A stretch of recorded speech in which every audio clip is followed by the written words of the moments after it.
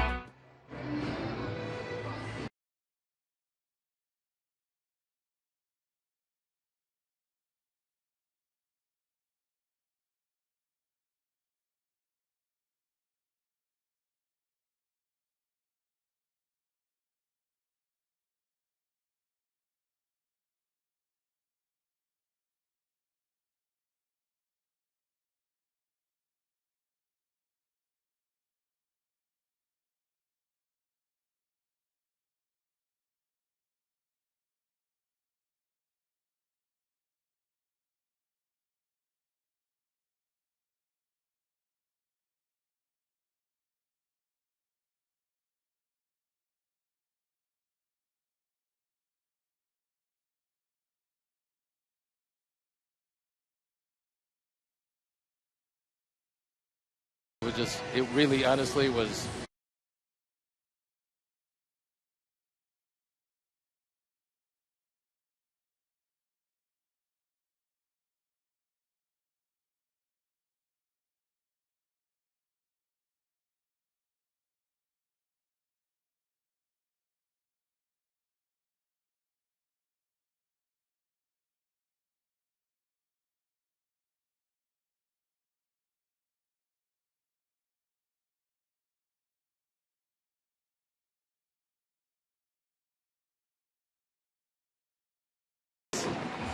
So the Sox take the field, and Sox coming in 11 games in back of Kansas City. Toronto coming in a game and a half in back of New York. They're in a virtual tie with Baltimore for second place. So let's take a look at how John Gibbons is going to line up his Blue Jays for the third of a four-game series. Jose Reyes is going to lead it off. Josh Donaldson is the designated hitter tonight with Jose Bautista, Edwin Encarnacion, Chris Colabello, Danny Valencia, Deoner Navarro, Kevin Pillar, and Devin Travis rounding it out. The defense, and how they'll line up behind Johnny Danks, Melky Cabrera, Adam Eaton, Navastel Garcia in the outfield. Gordon Beckham playing third base tonight with Alexi Ramirez, Carlos Sanchez, and Adam LaRoche at first base. Tyler Flowers behind the plate, and Johnny Danks on the hill looking to duplicate his performance last time out. He's in search of his fifth win of the year. His ERA below 5. On for the 16th start. He has completed one game. Opponent's hitting .293, which is a high number, but if he can throw the curveball over the plate like he did last time, he's going to be in very good shape tonight.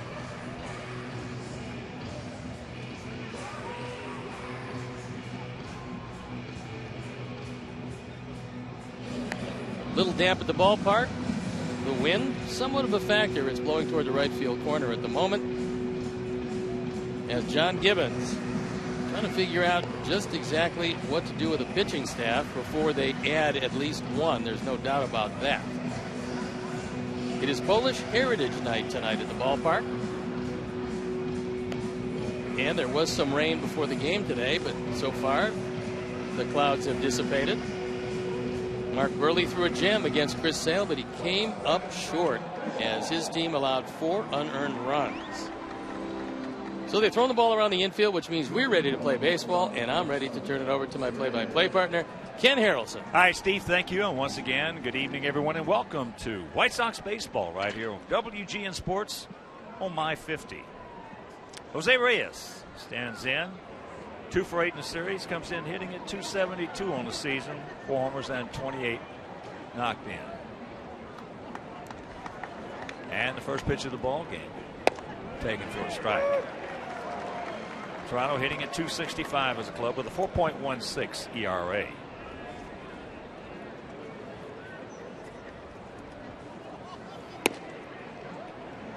That at 92.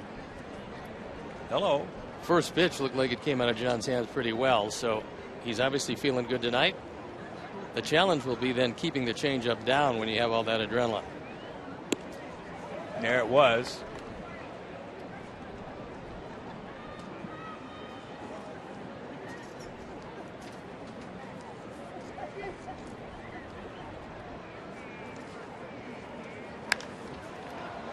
High pop-up Alexei. That's a big boy pop-up for a little guy. He is powerful. He's a tremendous offensive player. Keeping him off base is a good trick, even though John's got a very good move to first base. Ray is career-wise one of the better base stealers around. So here's the DH tonight. Josh Donaldson, what a player. 21 homers. He's had good luck against Johnny. He's faced him 11 times, has 6 hits, 4 of which stayed in the park. I'm glad he's not playing third base because he can turn the game around with his glove at third. He's a game changer with the leather and the lumber. This is only his 4th year in the major leagues. And that's what he's done this year against our Sox, and it's been brutal. 6 home runs in 17 at bats with 9 runs driven in. Well, that series was when I was having my surgery and I was watching it. And I mean, from a baseball standpoint, it was awesome to watch. From a White Sox standpoint, I had to switch channels. Wasn't awesome when you were on that mound looking in at him. No, not at all. Because he was hitting them out in left, center, and right. Everywhere. Yep. And the funny thing about it is you knew he was probably going to do it. Oh, man. Nice pick. Nice play at the corners.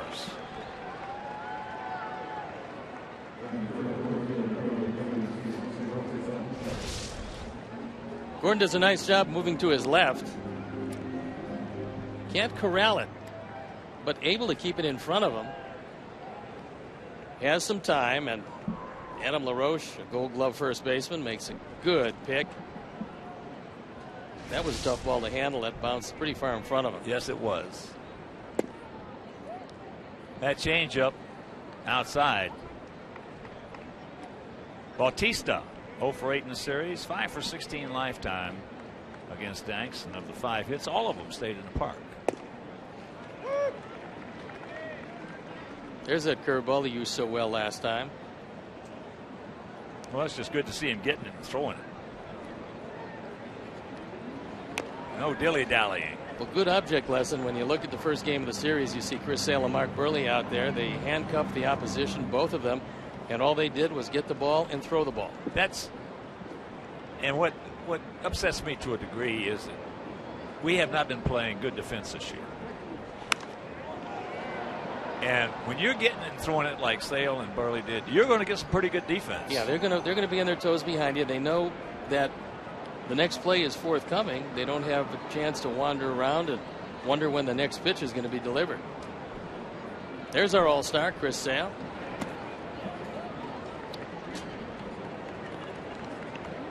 Fourth year in a row. Just a wonderful first half.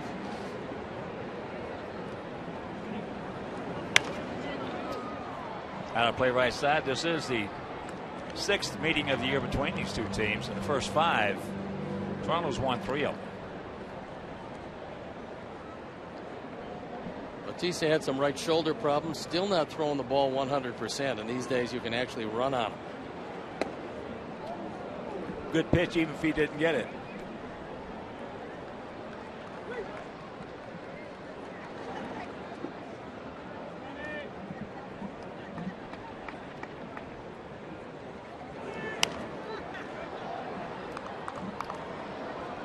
Sonny's fastball is pretty good tonight. Fastball tonight so far is better than it was his last outing. Yes, it is. That was his curveball night. And changeup. He gone.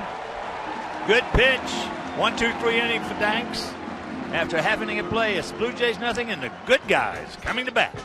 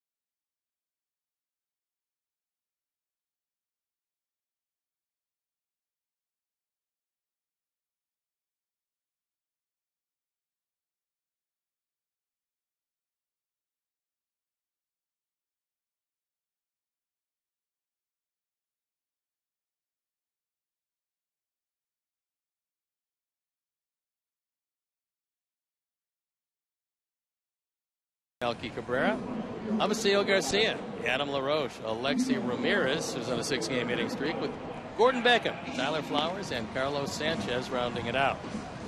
The defense and out in the lineup behind Drew Hutchison, Colabello, Pilar, and Bautista in the outfield, with Valencia, Reyes, Travis, and Encarnacion in the infield. Deandre Navarro gets a nod behind the plate, and Drew Hutchison on the hill. He's 8-2 this year, but his ERA is up there at about 5 1/4. On for his 18th start, opponents hitting .291, which is a high total. He's a slider pitcher. He's got a pretty good fastball, but the slider is the pitch that he relies on. If he's not getting it over the plate, he's going to have some problems. And before we show you our picks to click, you at home select yours. Yeah, he can get it up there. I was talking with Pat Tabler, one of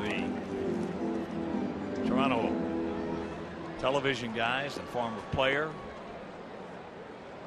And he said that at times his fastball is really good, but he just has trouble getting it where he wants it. And right-handers have really hurt him. The OPS, which is on base plus slugging percentage, is .898. That's 130th out of 136 starters. That means that for whatever reason, the right-handers have just crushed him, and it could very well be that he's not locating that fastball.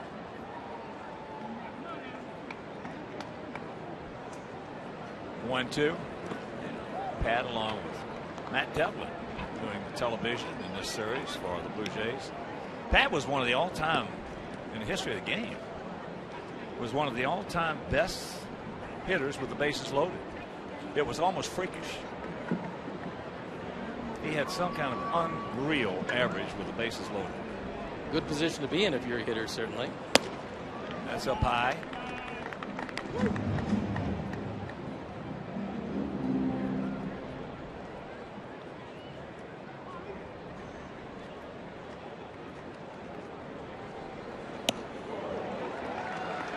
And there is the ready to lead off walk. So with our picks to click, Tim Angio, our director of Coon with Alexi. Steve's going with Carlos Sanchez, and Jerry and Liz Gorman and I. We're going to go with Gordon Beckham. Here's Abreu.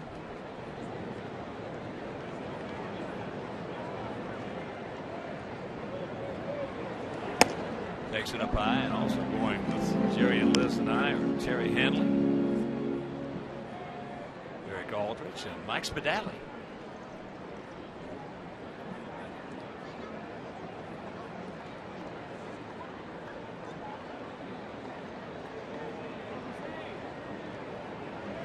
Just a decent lead.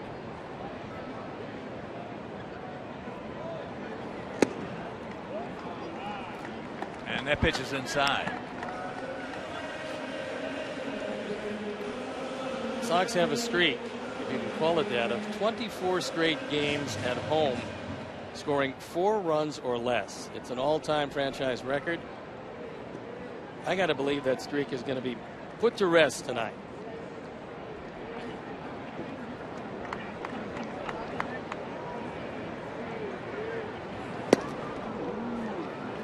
Well, that's a record that's hard to believe.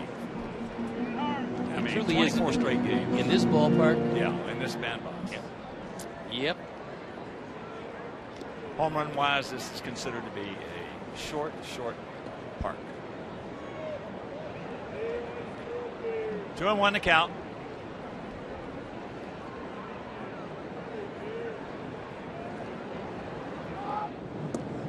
Ball gets away. But no advance.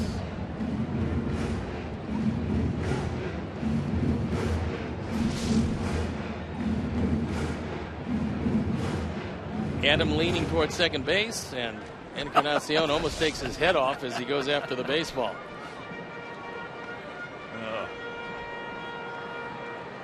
Well, the Mayor Mean Joe group did some digging. He found out Pat Tabler, with the bases loaded, hit .489 in his career. That's pretty strong. A couple of grand slams.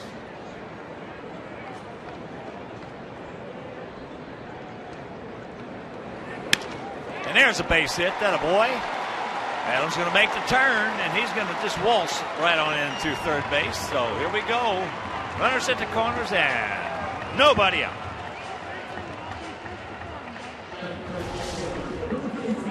Hutchison continues to have his problems with right-hand hitters. That fastball was right down the middle. It was down.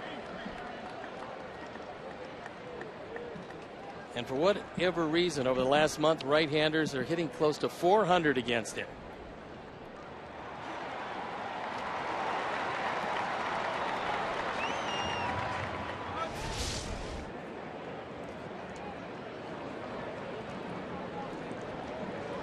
So here's Melky. Melky 3 for 7 in the series and 1 for 3 lifetime off Hutchison. The right-handers don't mind facing right-handed pitchers if they have trouble spotting their fastball. And also, he really doesn't change speeds very much. And you know, if you're not overwhelming and you don't change speeds and you can't fool him with velocity, you can only fool him with location, you're going to have some problems. Well, they've got Deanna Navarro behind the plate. That ball hit well into center field. Stretch! Nope. Pilar makes the catch. Adams scores, and it's 1-0 White Sox. On a normal night, especially in July, that's way out of here. But this is not a normal July night. Melky hits this ball hard. He thinks he got all of it. Well, the biggest thing, though, in a right-hander facing a guy with a 95-mile-an-hour fastball is if he can't spot it, he's in trouble. He is in deep trouble. Only 67 degrees, and it is very humid. That's what kept the ball in the park. That's in the hole. Look at him. Can't get him. Excellent effort by Jose Reyes.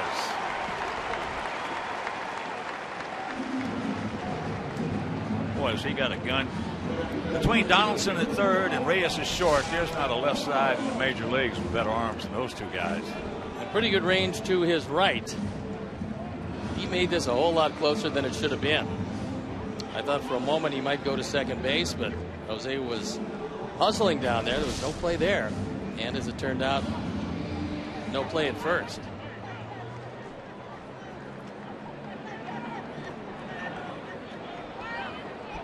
Here's Adam. .225, 9 homers, 31 driven in. And there's a base hit. Down into the corner. And Joe McEwing is going to wave Avi around, and he's going to score. There's the out at third, but 2 more across the plate, and this a 3-0 Sox lead on the double by LaRoche.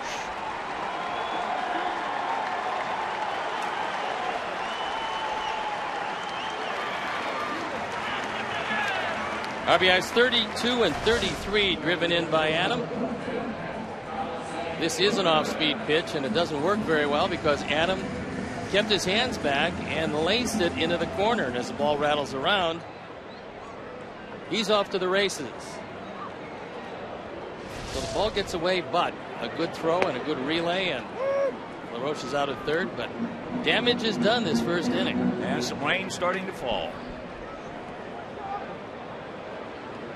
Here's Alexei hitting at .230, a couple of homers. Reyes has got him. But a crooked number goes up on that board. We'll go to the second inning leading 3-0.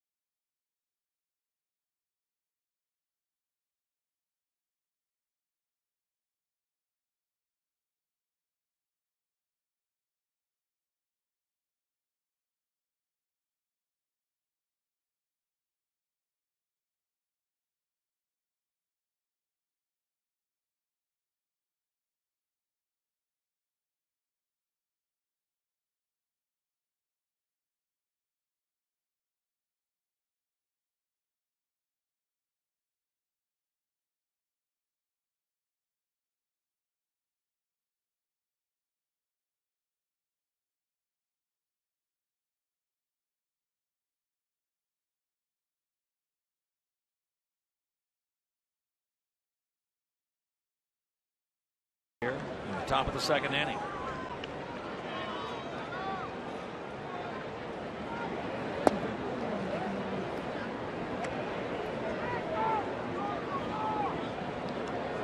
Outfield straight away, and there's a shift in the infield. That's a pretty good shift in the infield with Sanchez playing on the third base side of second. And the 1-1 to Edwin.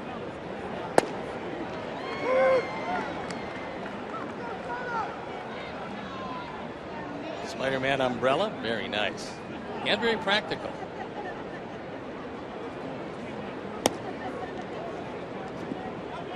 I don't know what mitt that Tyler's using, but it sure sounds good tonight. It sounds like it's exploding yes, from up it there. does.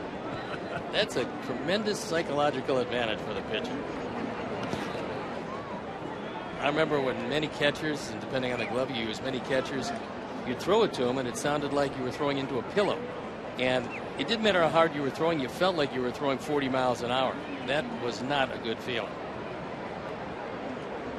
Payoff pitch. So there's the leadoff walk. Celebrate the 10-year anniversary of the 2005 World Series Championship with a World Series Anniversary Pack.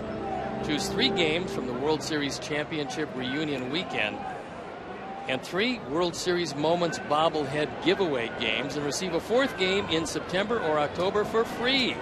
For full details, visit whitesox.com/2005pack. And it is starting to rain pretty hard right now. Yeah, according to my radar, it shouldn't be, but it is. You don't have the Granger radar, do you? Granger, Indiana?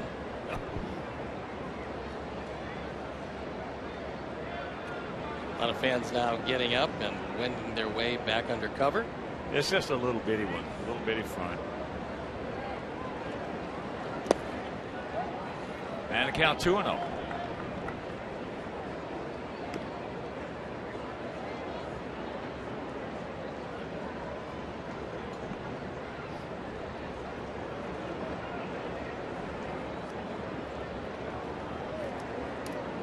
Colabello, 335, 8 homers, 32 knocked in.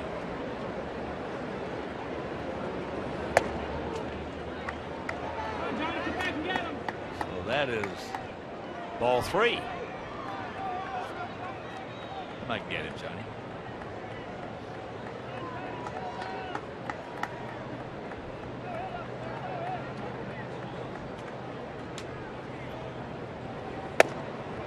There's one.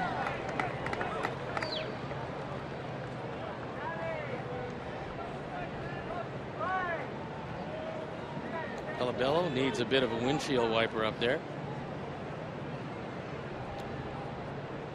He's pretty strong. He's got power to all fields.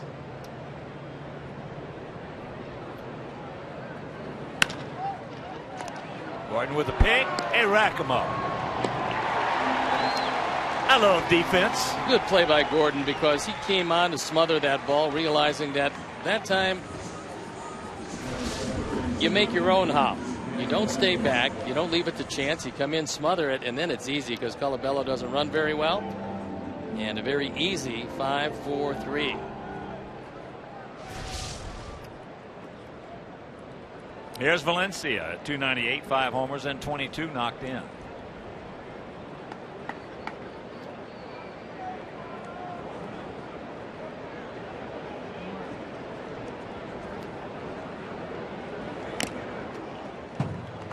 Valencia 0 for 7 in the first 2 games.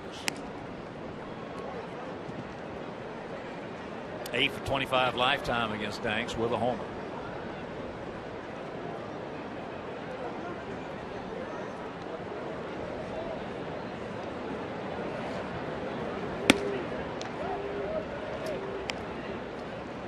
Curveball getting underneath it a little bit on the side of it. Yeah, the one biggest problem when your arm feels good and you got a good fastball is staying back on top of the curveball, because you do feel good, and curveball is not a velocity pitch. The curveball is a rotation pitch, so you got to impart the spin on it, and that's pretty important.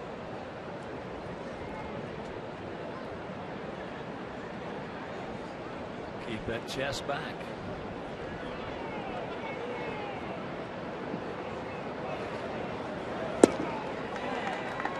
That was a good changeup. Yep. 2-2.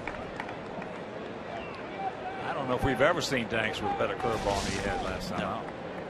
Take a look at the late movement on this one as it dives low and away out of the strike zone, but it looked like a strike for a long time. Close pitch, didn't get it.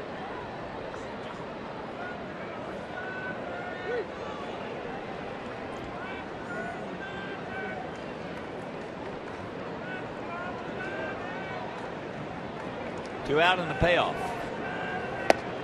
He gone. Good pitch at the corner. We go to the bottom of the second. It's 3-0 Sox.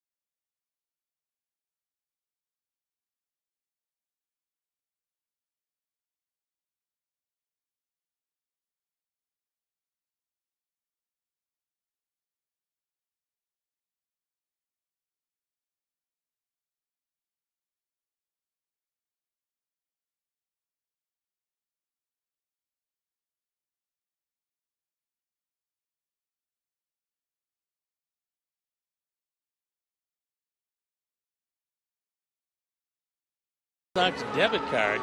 Only available at your local Wintrust Community Bank. Go to wintrust.com/White Sox to learn more. Wintrust Community Bank, member FDIC.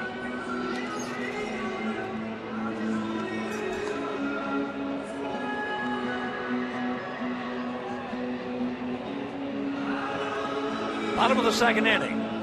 Rain subsiding.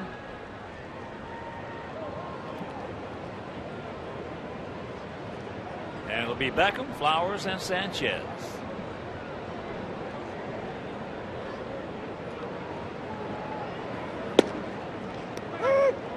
Outside edge of the outside corner. That's really the first decent slider that Hutchison has thrown.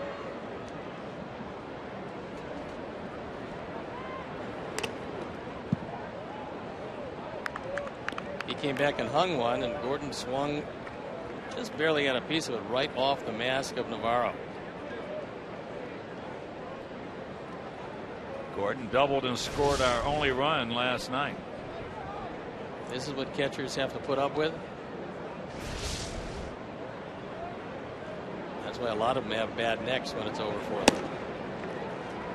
That's at 94. One out.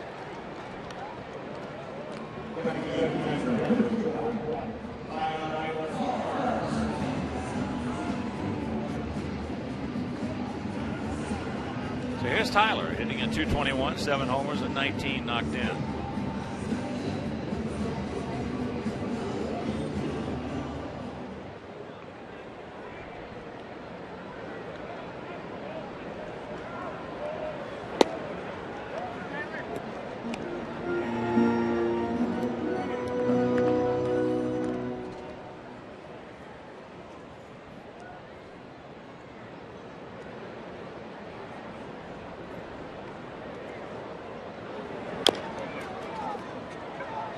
High chopper. It's going to stay fair.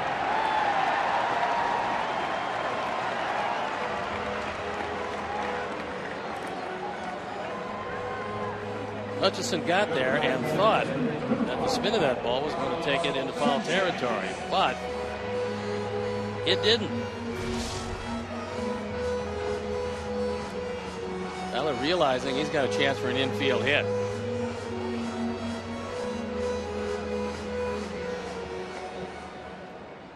Here's Carlos. Carlos 1 for 6 in the series.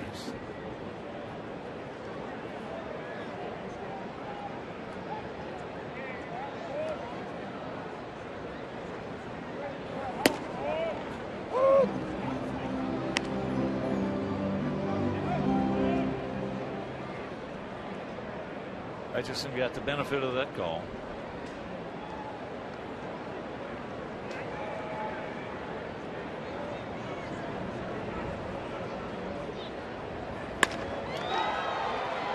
That ball hit hard, but right at him. That's the 4th line drive he's hit in this series, with 3 of them being right at somebody. Yeah, the only problem is that they're playing him particularly well, but he's starting to swing it well, and this is what happened with Melky. Before Melky started to break out of it, he was hitting line drives at everybody, and then slowly but surely the line drive started to fall. And of course, Sox hoping that's what happens with Carlos.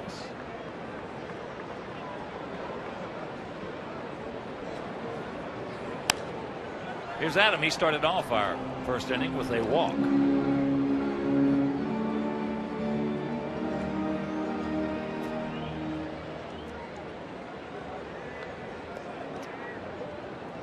First and 30, madam.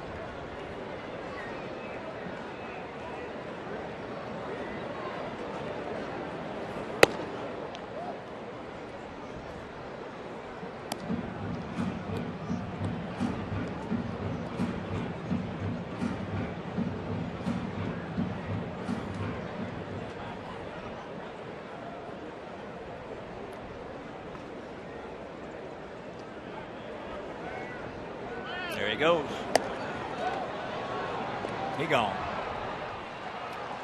So Adam will lead off the next inning, and we still lead it 3-0.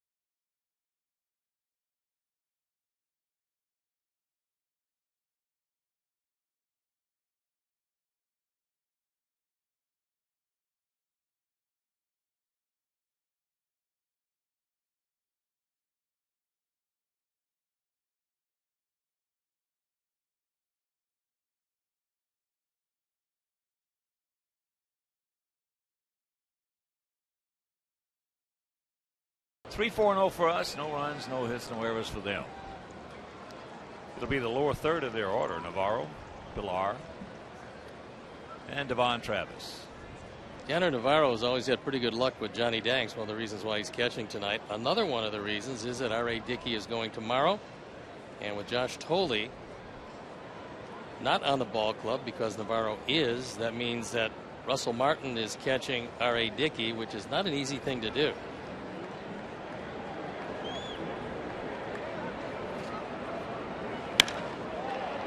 Jumps all over it. And you can cancel a post-game show. That's first hit. He is now 9 for 22 with 3 homers lifetime off Danks.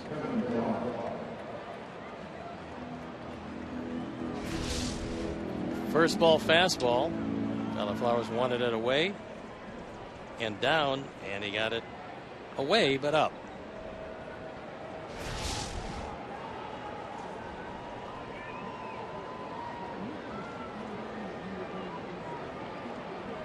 Kevin Pillar, 0 for 6 in the series, hitting at .278, 7 homers and 36 knocked in, so he's no slouch. 54 game hitting streak in college. Division II, which still stands as a record for Division II.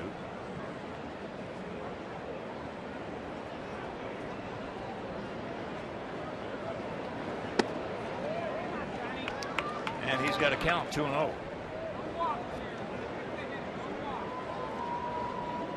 Taking some games for you. Mets beat the Giants in San Francisco 4-1. Atlanta was leading Milwaukee 4-0. Buku came back and won it 6-5. There's a strike. Minnesota playing some good baseball. 7 games over. They beat Baltimore 5-3. Malone over Norris. Perkins' 28th consecutive save, set a new Twinkie record for consecutive saves. And there's a solid single in the center. So trouble a brewing, the first 2 men aboard. You don't like to see any of the teams ahead of you winning, but it is nice to see Tommy Malone beating somebody else other than our ball club. He's 5-1 this year with an ERA below 3. 284. So apparently that soft stuff is doing pretty well for him.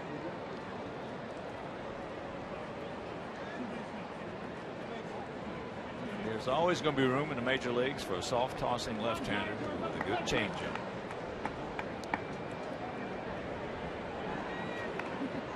So here's Travis. He's 0 for 6 in the series. Good rip at that. Devon hitting at .287, 7 homers and 31 knocked in. They have 113 home runs and we have 58.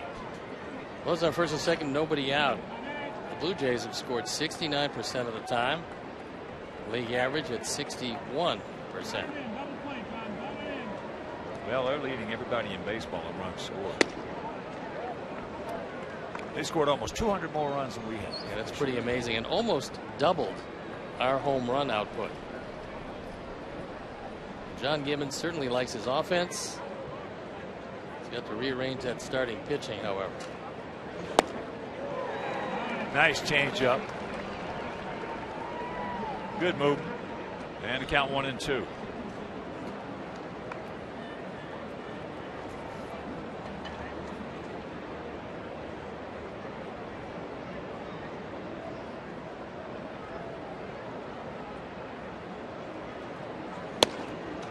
Another one. And we'll take a moment. So now, big White Sox hello to Mary Evans, mother of Dan Evans, former Sox employee, former GM with the Dodgers, now working with the Blue Jays. That's with a lot of love from Danny, Mary.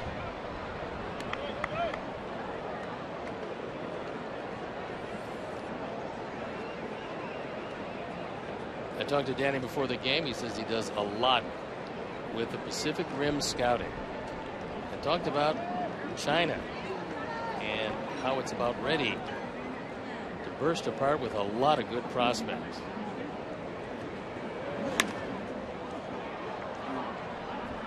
Good job by Travis.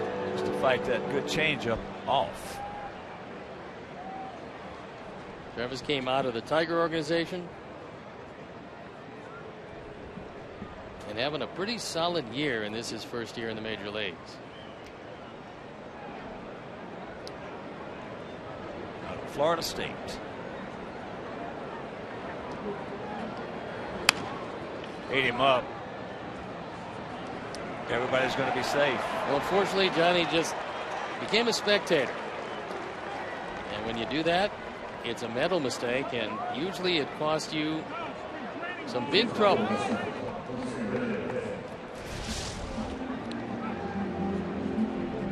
This one's squibbed, and John takes a look at it, but that's all he did, was take a look at it.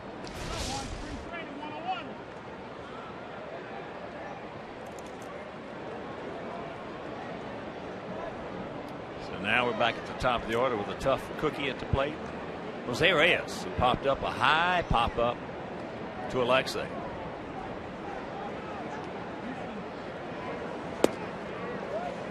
Starts him off with a changeup that misses. Outfield straight up, spread out, about equidistant. Reyes a much better hitter from the left side. It's 213 from the right side, but difficult to strike out from either side.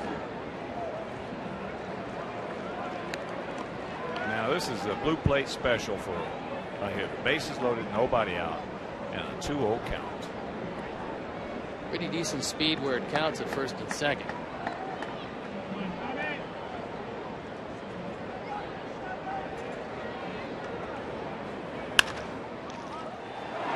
Base hit. It's going to score a pair, and Travis into third. So 3-2 ball game with runners at the corners and nobody out.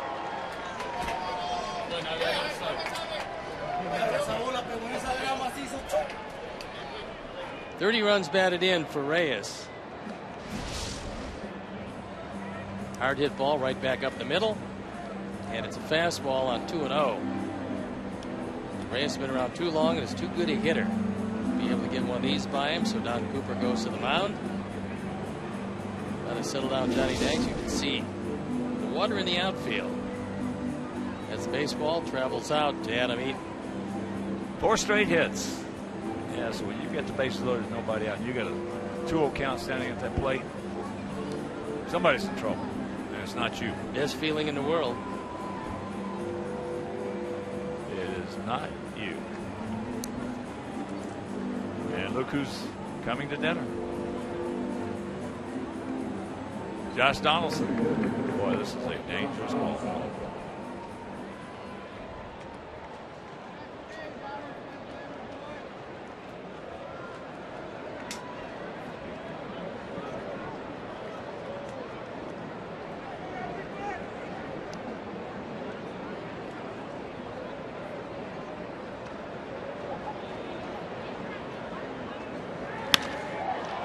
That ball hit hard.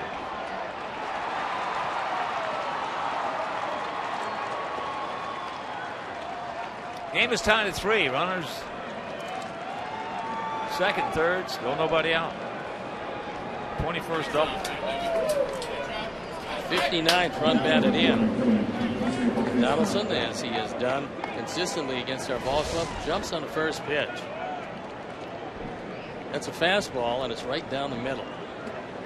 Josh Donaldson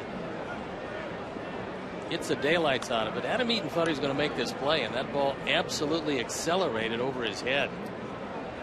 One of, if not the livest bat, certainly in the American League.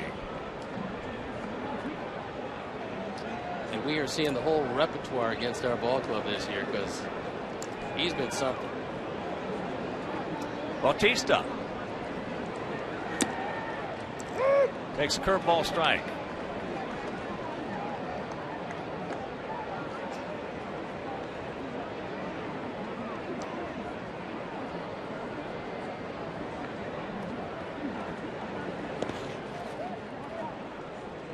That change up down low.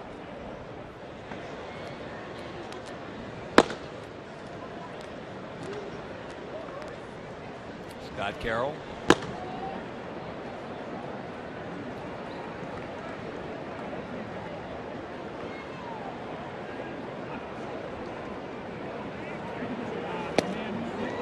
Good motion and a good changeup. Way out in front. 1-2 the count.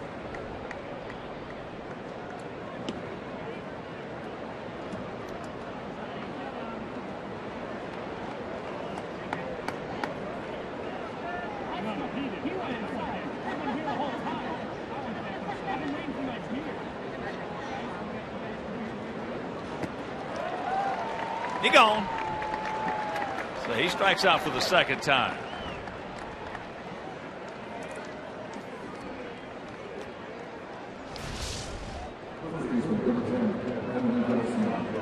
That's that curveball that was so good last time out. It hasn't been used a whole lot by John tonight, but keeps Bautista without a run batted in the series. Here's Encarnacion. He walked leading off last inning.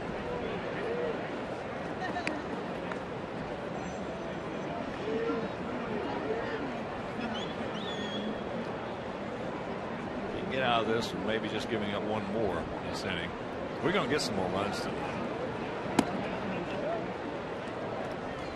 Infielders back. They're going to concede the fourth run of the game. Robin's thinking the same thing.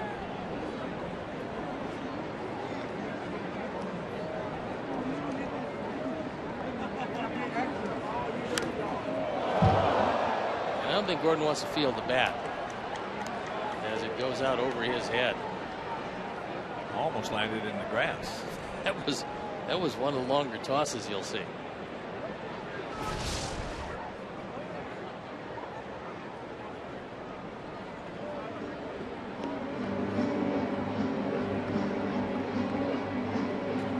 Better there than in the seats.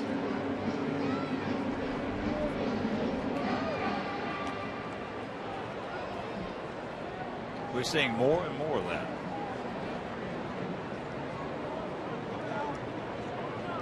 Especially on changeups. As you say, with all the pine tar these guys have available and the gloves they have, you wonder how they lose the grip.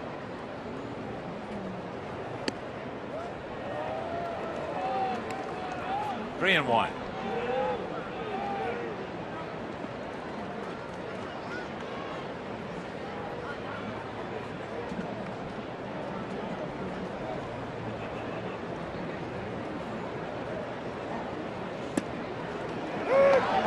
High strike called at the curveball. So a full count. Encarnacion thought that he had a walk, but it did catch part of the zone. Xfinity pitch track. Throw a fastball right underneath his hands. It's high in the left field.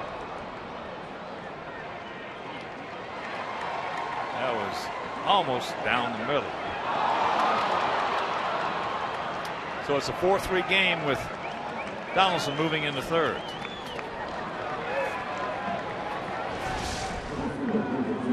RBI number 51, and he's probably thinking this ball's going out. And maybe on another night it would have, but not tonight.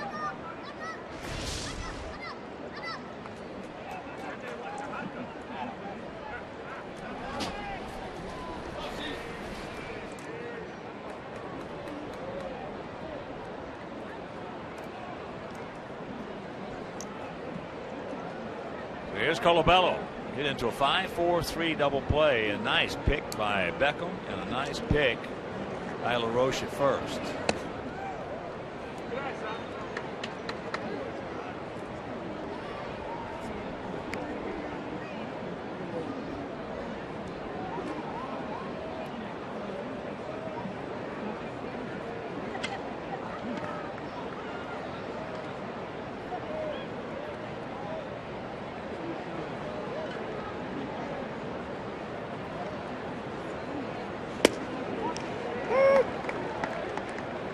That strike evens the count at 1. 4-5-0 for them, 3-4-0 for us here in the top of the third if you're just tuning in. This is a quick strike offense.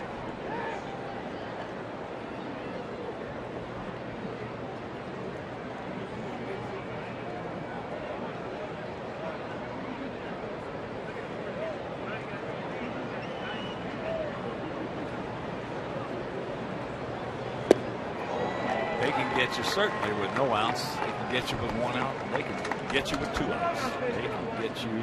They're dangerous. Well, when you have guys up and down the lineup that can hit the ball out the ballpark and be good hitters on top, it's one thing to be a slugger. They've got a lot of good hitters in this lineup to go with being sluggers. They got a terrific leadoff hitter. It was even better than his numbers show. That last pitch was a perfect pitch. Should have been strike 3. Johnny did not get the call. Colabello got lucky.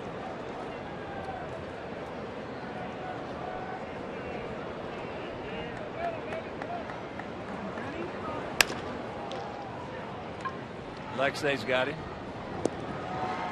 But a 4 spot goes up on the board. We'll go to the bottom of the 3rd, trailing by 1.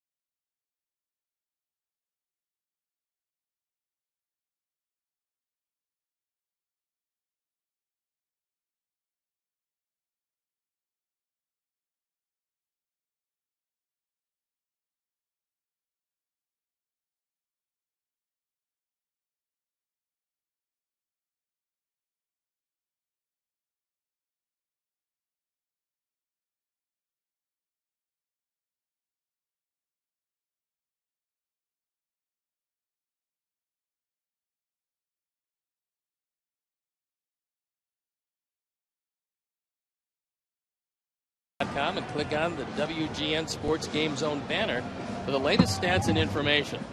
The Sox Game Zone is powered by Robert Morris University, Illinois, offering over 55 athletic teams. That's more than any other university in the state. For more information on RMU, visit robertmorris.edu.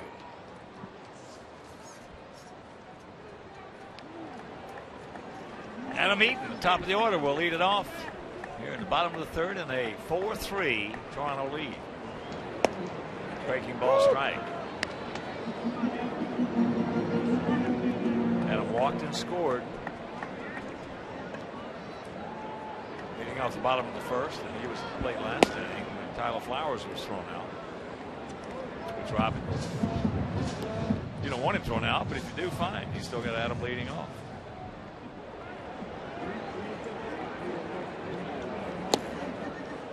Two and one. Tyler Flowers going after his first stolen base of the year.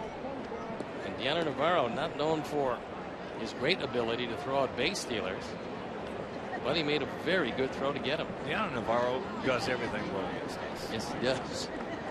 I think the first man he's thrown out all year, actually. Hits home runs against us. Drives and runs against us. Started off that 4-run 3rd with a rocket single into left field.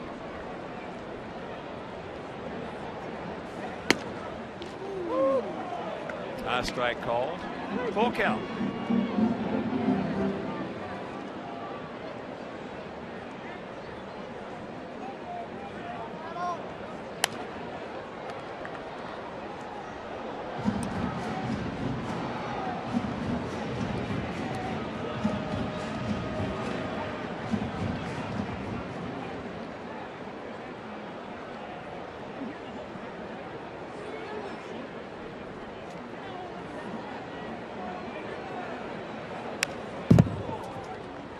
Straight back.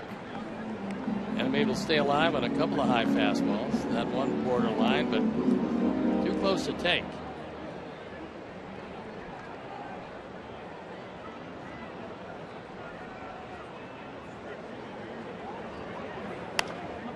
And another souvenir left side.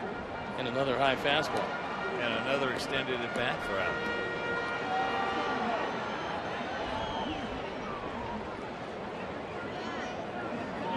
This will be the 9th pitch.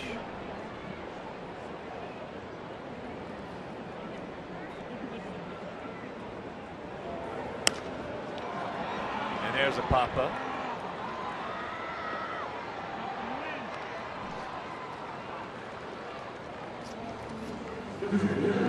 Celebrate the holidays in the middle of summer with Christmas in July on Tuesday, July 21st. The ticket package includes a game ticket and an ugly Christmas Sox t-shirt. Also, Christmas-themed events will take place during the game throughout the ballpark. To purchase, visit whitesox.com/Xmas. And once again, taking time out from his busy schedule, he's at the ballpark. High in center field. Watch out. He lost it. Kevin Pillar. That would be a gift double. This is 15th two-bagger. Pillar's a pretty good outfielder. Yes, and that's why this one is really surprising. That ball goes straight up to center. It's a hanging slider. And Jose thought, well, I missed a very hittable pitch. Little did he know that would wind up a two-base hit as Pillar looking up, and then, well, I don't know. And eventually it comes down and he gets it back in. Delke had a sacrifice fly. Took that pitch nicely down low.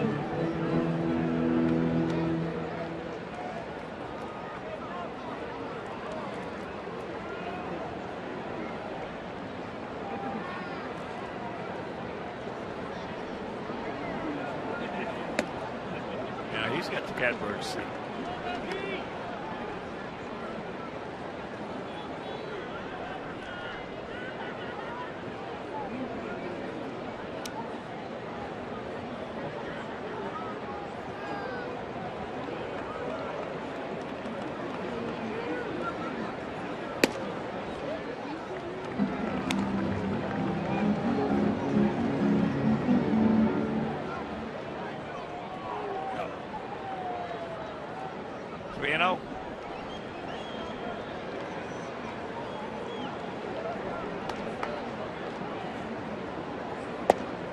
There's one.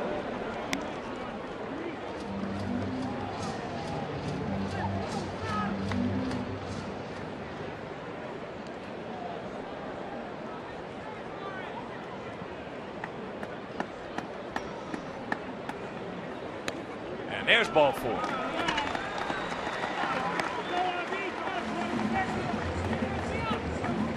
So here's Avi. Avi had an infield single and scored back in the first inning.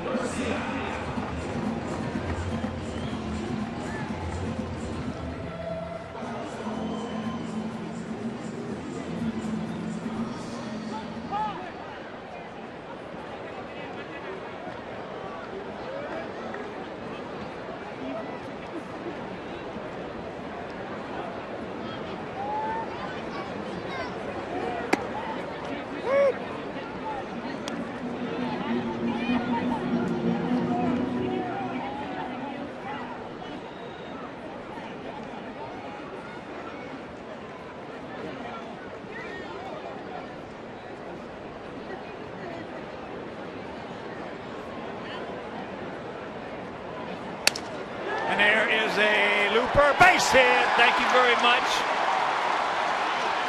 Here comes Jose. He'll score, and this game is tied at 4.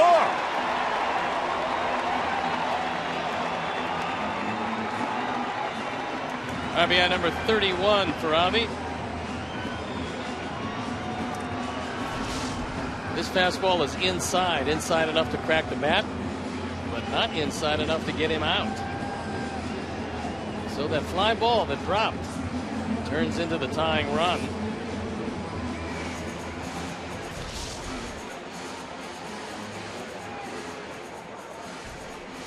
Sure doesn't hurt if you're that strong. Now Pete Walker comes out and he wants a quick word with Drew Hutchison.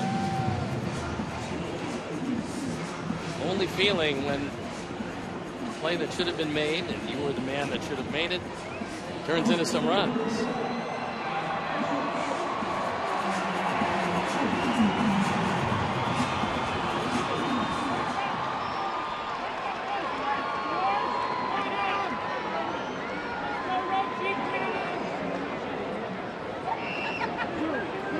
Adam had a 2-run double.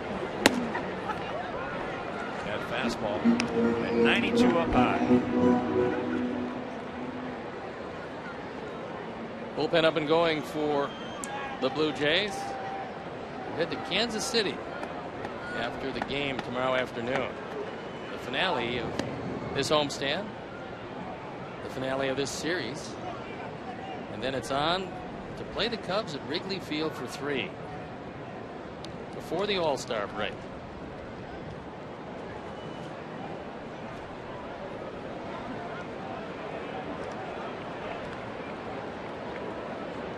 Turn him around. That fastball.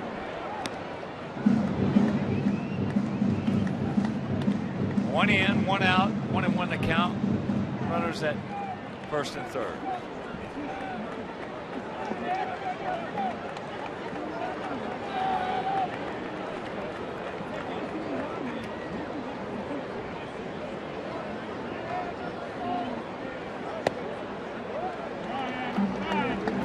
Pitch right there goes Adams' way.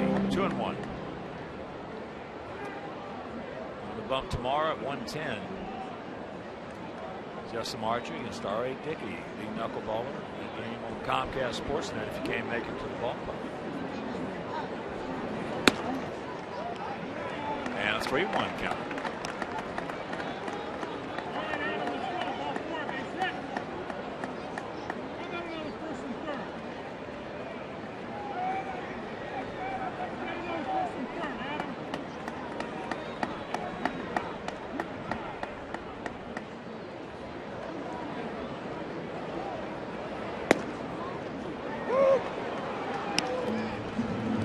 It's full.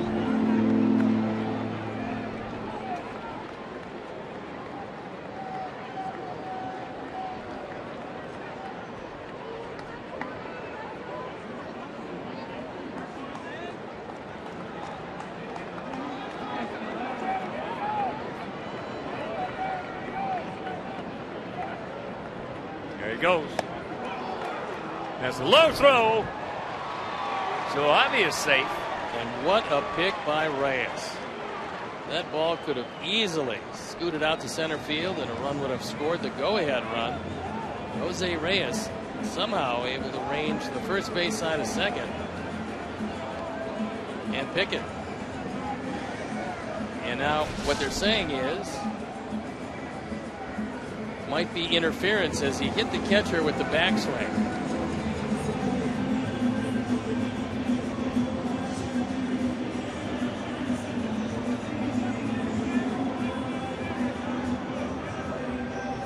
They're going to send him back to first base. So cancel the stolen base. Meanwhile, 2 out. That's the second strikeout. Hutchison. That would have been the 5th stolen base of the year, but not to be.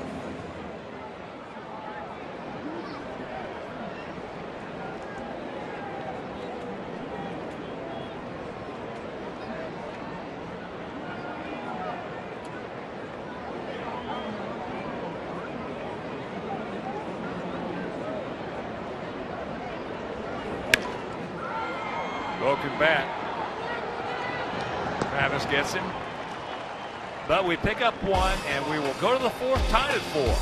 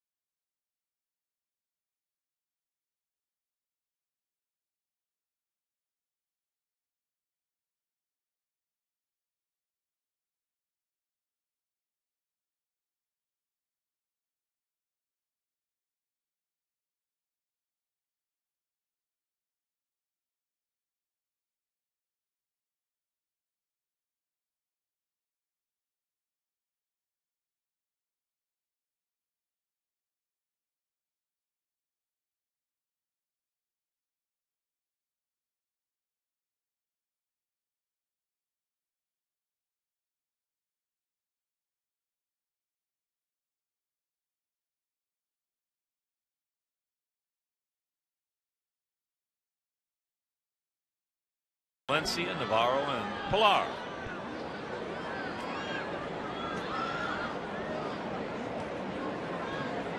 Just tuning in and touched on it earlier in the game. Sox have scored 4 or fewer runs here at home in 24 straight games. And knocking at the door of breaking that streak tonight. That's hard to believe. Well, Dave Ross, this digging last night, came up with the fact that at the halfway point in 1967, the White Sox had more runs than we have scored this year. And that was a club that had the best pitching in the league and just couldn't score.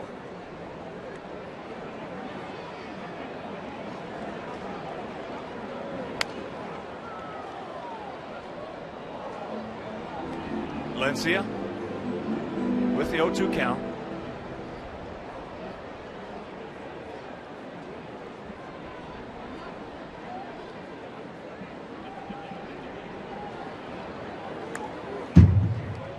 Yeah, he got away with one right there. A hanger. Yeah, that was on the inner portion of the plate. Valencia swinging the bat well. He probably hits that ball awfully hard. But he's 0 for the series, and he misses a hanger. That was a cookie.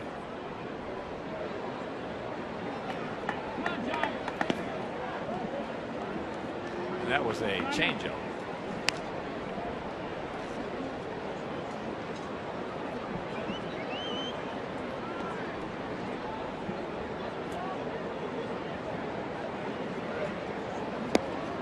He gone. Second time Valencia has struck it.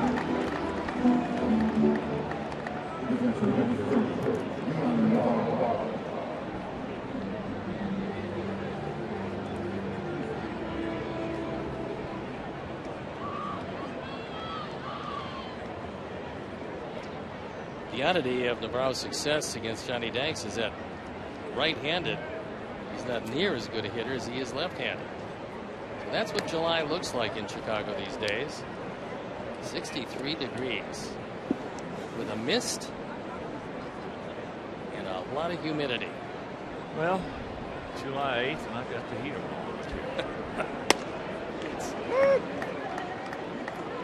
on. The heat is coming. Should be here for a couple days, but it's coming.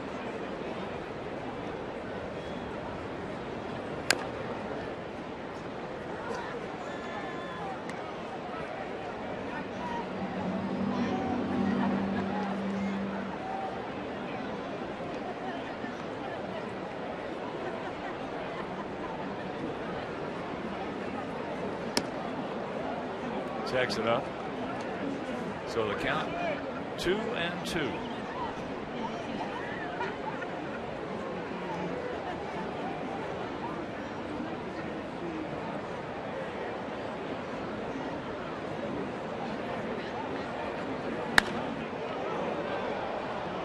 Well, he tried to get inside and he got it in far enough, so the only thing that Navarro could do was yank it well foul.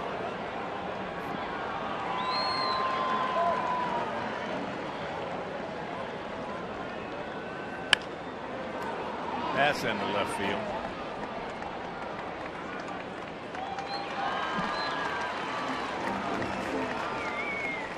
Your local Ford stores are proud to present the 2005 World Series Reunion Weekend, July 17th through the 19th. Arrive early on Saturday, July 18th, and see your favorite 2005 World Series champions parade around the field, presented by your local Ford stores. Together, we'll go further. Purchase tickets today by visiting whitesox.com/promos. Kevin Pilar singled and scored last inning. That ball hit well into left center field. Melky back in front of State Farm makes the catch, and that'll retire the side. 1-2-3 inning, he needed that, and we're still tied at 4.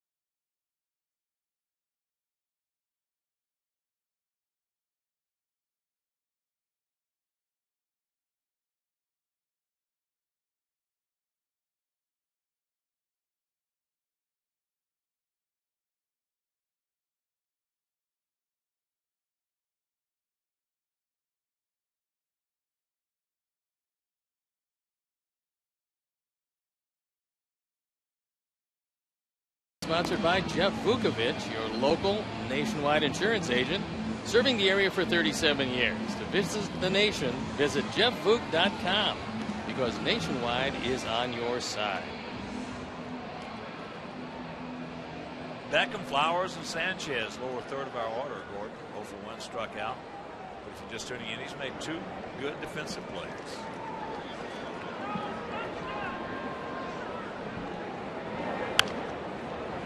Breaking ball off the end of the bat.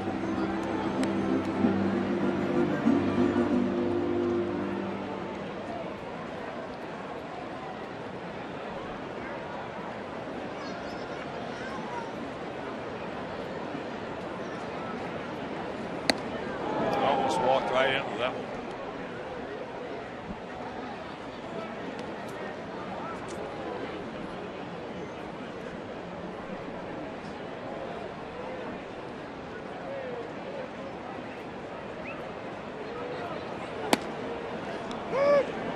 That's a strike.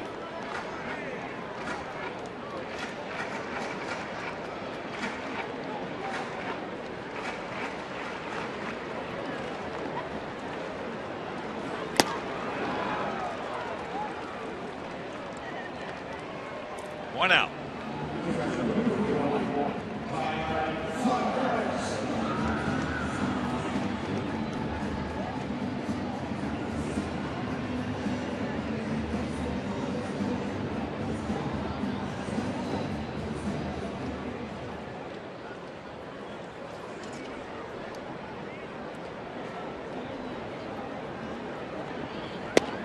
There's a strike. It was a big White Sox hello to David, Gwynn, Jared, and Drew Schramm from Iowa. Huge Sox fans watching in. Watch every game.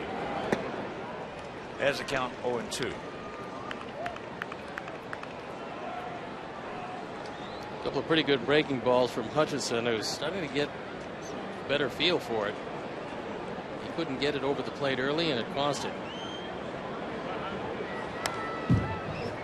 Well, if you make him get that fastball down, you don't help him out up there, probably going to get him. Yeah, because he's got a fastball that doesn't sink. So if it stays about belt high, you're going to get a good shot at hitting it hard.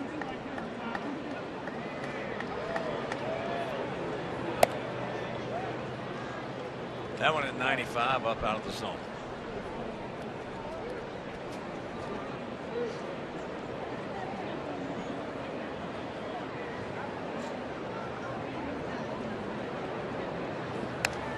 Just got a piece of it.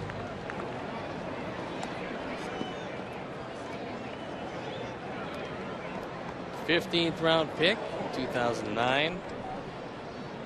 So you get a major league starter out of the 15th round, you're doing pretty good.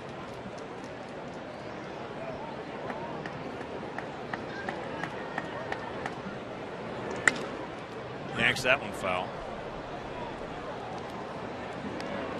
It is, unless you can pick up Mark Burley in the 38th round. He's done pretty well. Nice to see his father here last night. Oh, John and Pat. If you meet and talk with them, you know why Mark's such a great person. Yeah, they're wonderful people.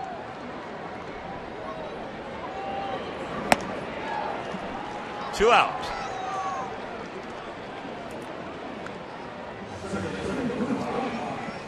On Friday, July 17th, come and see the White Sox take on the Royals at 7:10. All fans invited to stay for a post-game fireworks show presented by Athletico Physical Therapy. Athletico Physical Therapy, better for everybody. Purchase tickets today by visiting whitesox.com or calling 866-SOX-GAME. Hutchison out of Lakeland. Chris Sale. Carson. Bowman, the first round pick for us. Lakeland putting out a lot of major league players. They have a good sports program there in Lakeland. And a big advantage of being able to play year round.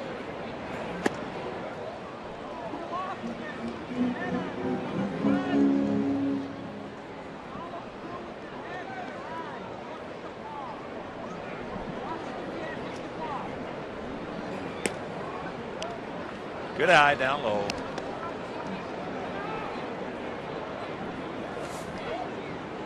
2 balls, 2 strikes, 2 out.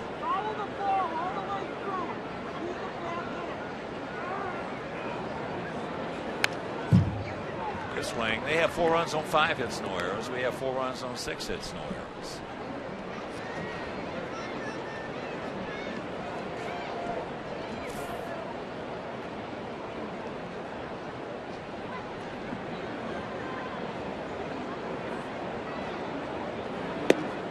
Strikes out the side. 5 strikeouts now for Hutchinson. And we're into the 5th.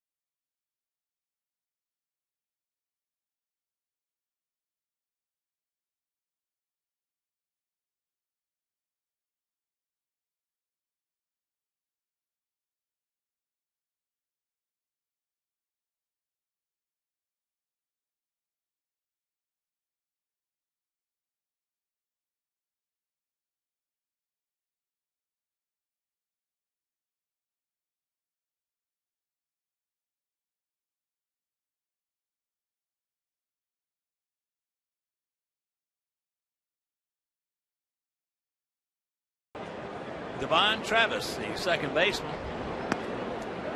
takes ball 1. Travis had a little soft infield single. Just nubbed to the right side, and Johnny had hurt him because he forgot to cover first. And that was the 3rd straight hit of the inning, and they went on to score 4 runs.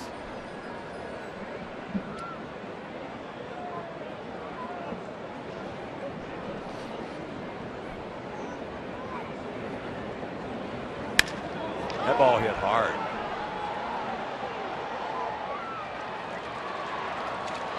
And it's a double. Travis is a very strong guy. Not a tall guy, but a strong guy. 14 doubles, and he crushed that ball, so he's 2 for 2. One very soft and the other very hard. This is a fastball up in the eyes of Travis, and he unloads on it. There's been a couple of shots. Nobody's hit the ball out of the ballpark yet. But Donaldson and now Travis hit rockets to center field.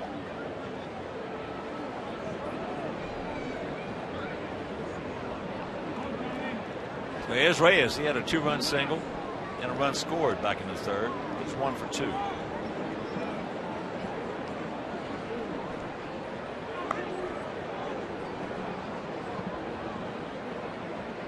Alexi, the man charged with holding Travis close at second base.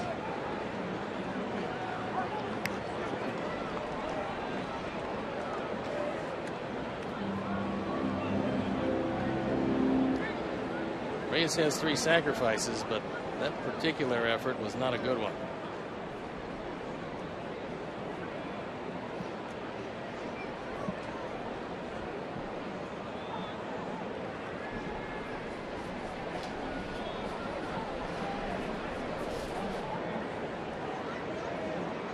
John Gibbons with his bench coach DeMarlo Hale standing next to him.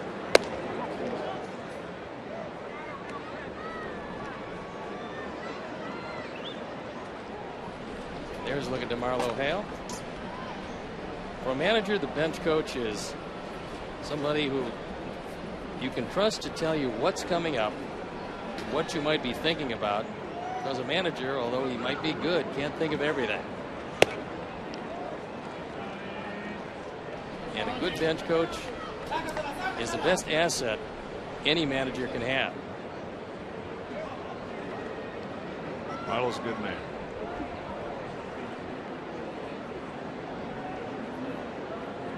He will manage.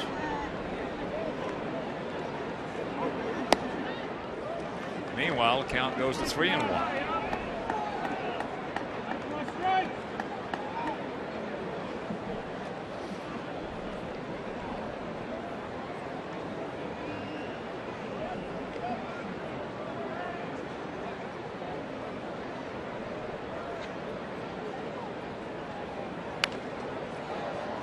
Tries to shove that one to the right side.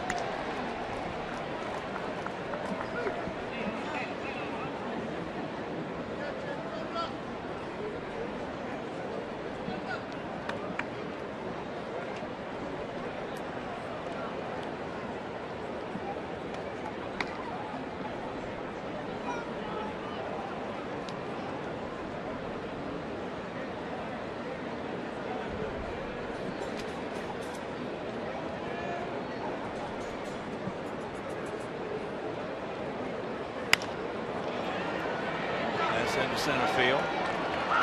He's not going to go anywhere. Big throw right there by Adam. Hits the cutoff man. So 1 out.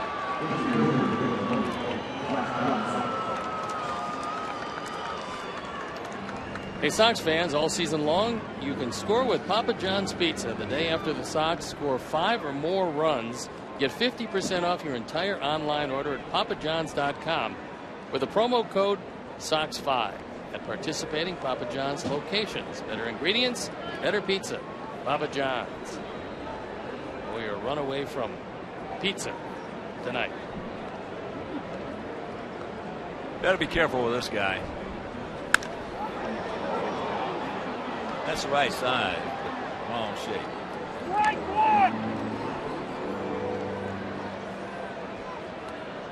Fortunately, it was not a first ball fastball, and he got Donaldson well out ahead of it. He doubled his last time up, knocked in his 59th run. Probably the best third baseman in all of baseball.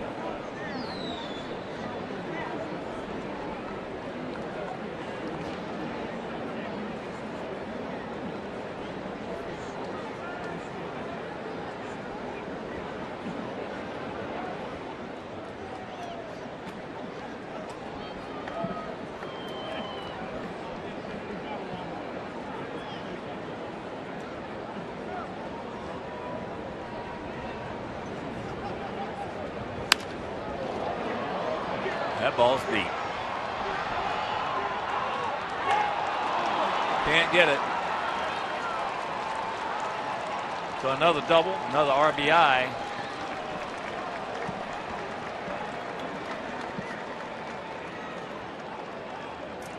I think we should understand that, you know, first base open, maybe. I was going to say, put him at first base. Yeah. About time to start putting him at first base, because this is a changeup, and he almost gets it. In fact, had he not been a spectator and actually run around first base into second, he would be standing at third. No, he wanted the double. He wanted the double? That's good. No, I mean, you know, we got Cabrera in Detroit.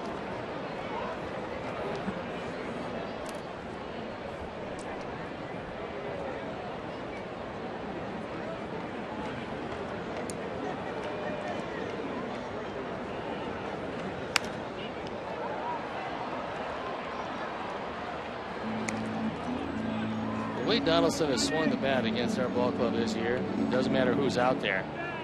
as anybody wearing a Sox uniform. And it doesn't matter what pitch it is or what location it happens to be. He just hits it hard.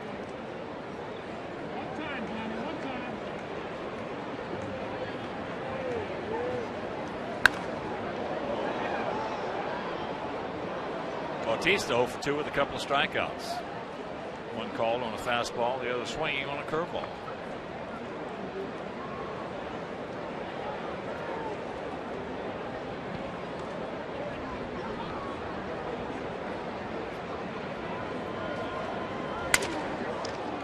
And there's a base hit. Donaldson now is going to be waved around. Here's the throw to the plate. Cut off. Everybody's safe. And it's 6-4.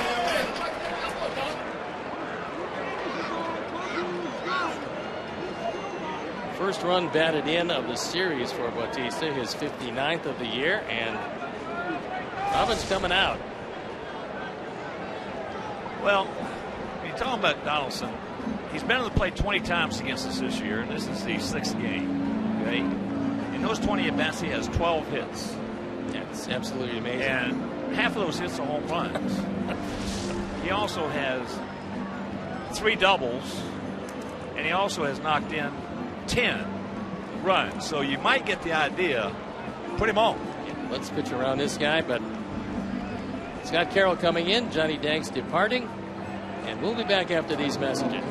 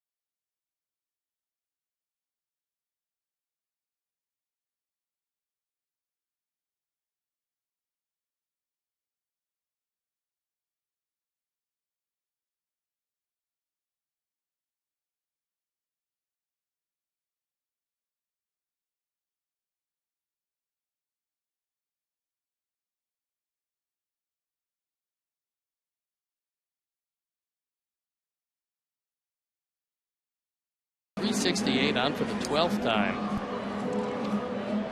And he inherits Bautista out at second base. It's a 2-run deficit. 6-4 Blue Jays. Get our Sox 8-6. It's been an errorless game. Johnny Danks just didn't have it. He's pretty good through the first 2, and then all of a sudden, this high-powered offense, which has been high-powered all year long, finally showed it to the Sox here at U.S. Cellular Field.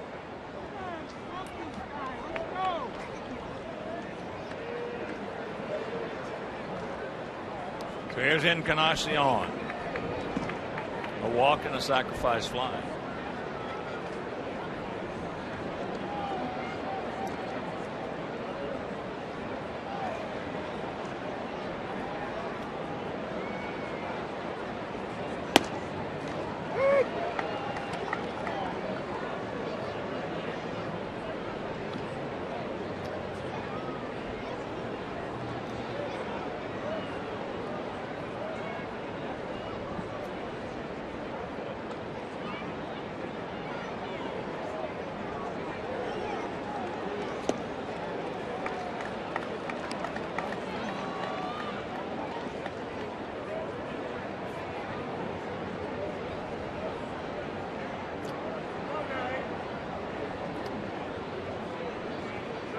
Two in, 1 on, 1 out.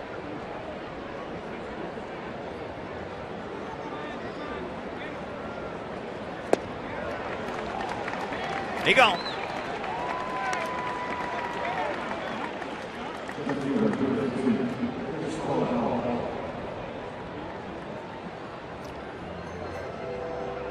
So here's Chris Colabello. Get into a 5-4-3 double play and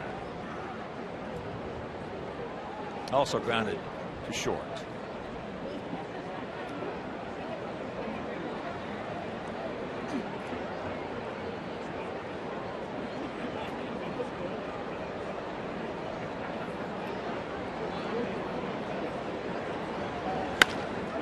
Ball hit sharply. Josh Donaldson does it again. We're halfway home. We trail at 6-4.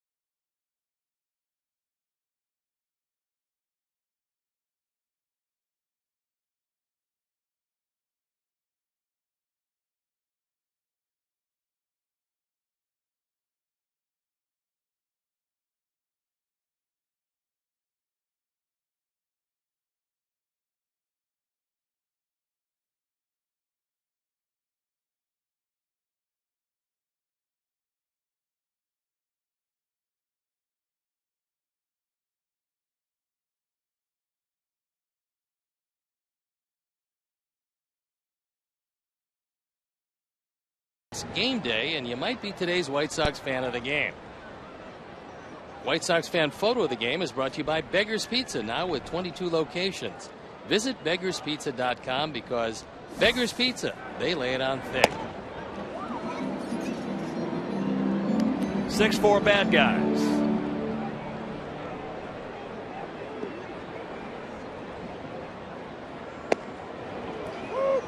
There's a strike. Adams walked, scored. That was in the bottom of the first when we scored 3 runs. Then he popped up to Donaldson at third.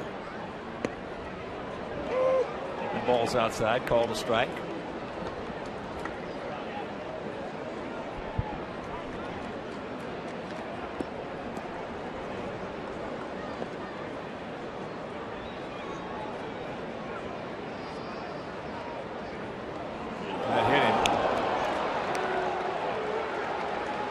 So the leadoff man aboard. He didn't want to do that.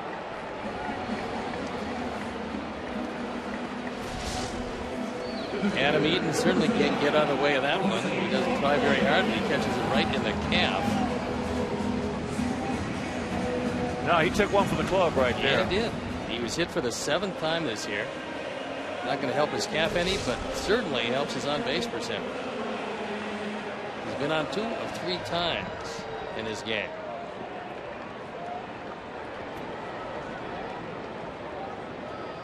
So here's Abreu. He's 2 for 2, 2 runs scored.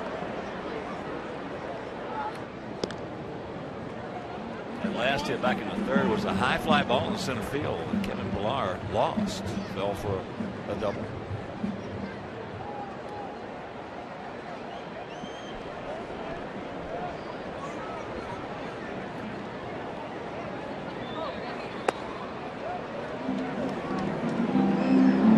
Pitch, didn't get it, and the count 1-0. That was a very good pitch. And that's what Navarro is talking with Marvin Hudson about.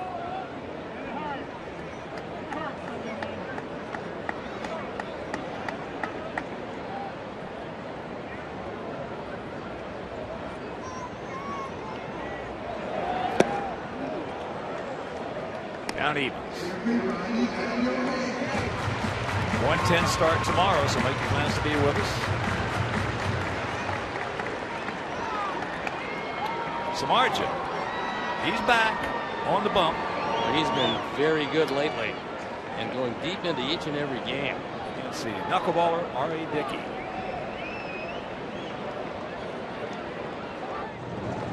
Ball gets away, but not far enough. Would have gotten away. It looked like it hit Darryl Boston.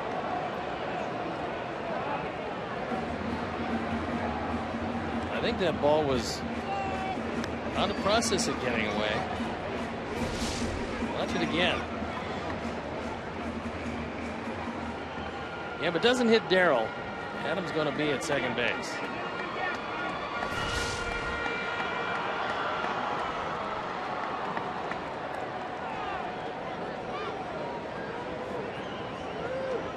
Outfielder straight up, spread out. And that's right size, long shake. That one hit awfully hard, but unfortunately hooking in front of the pole.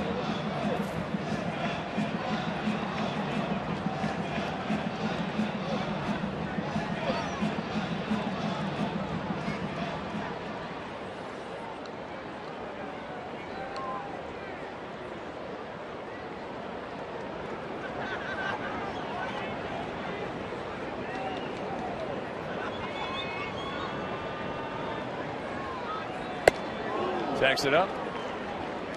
That one at 93. We've helped him out quite a bit tonight, even though we do have the 4 runs chasing that high fastball. Well, that's got to be one of his tools. He's got to go up there with it, because it is. If he stays down, he's going to be in trouble.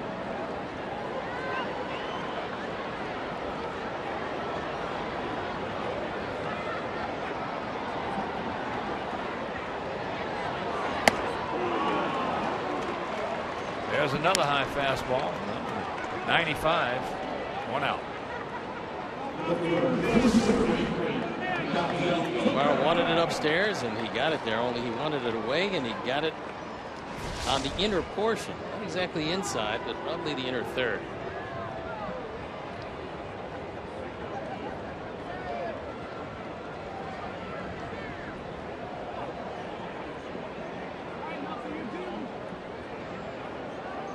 Melky has a sacrifice fly and a walk.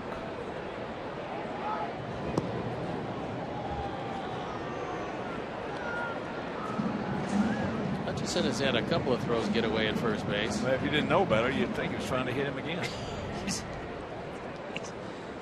He's keeping it down in the neighborhood of Adam Eaton.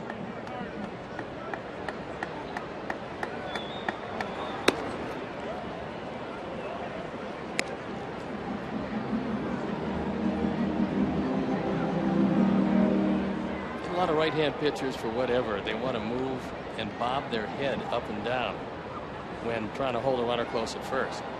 It's not one of the keys that a base runner is going to use with a pitcher. They don't bother looking at his head, whether it bobs or not. They either key on the back knee or the left shoulder. Because if one of those moves and they don't go home, it's a balk.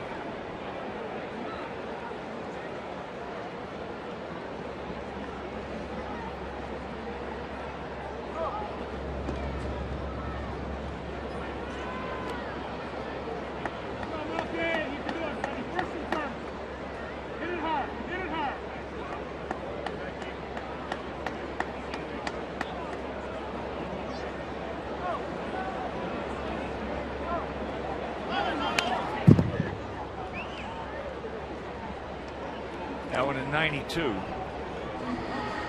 was another fastball, the upper part of the plate. I was talking with some Toronto people yesterday about Hutchinson. He's coming in with an 8-2 record, but he's got a 5.23 ERA. And he said, told me that teams that lay off his high fastball give him a lot of problems. And another factor is they're averaging 7.5 runs per game for him. Well, that's why he's 8-2 with a 5.23. And there's a base hit.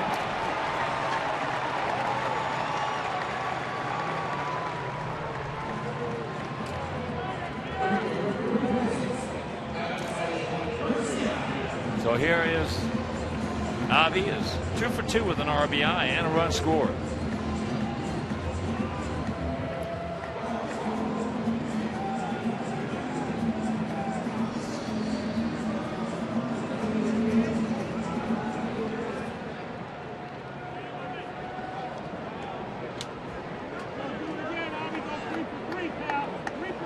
They can get it down, Avi, and light him up.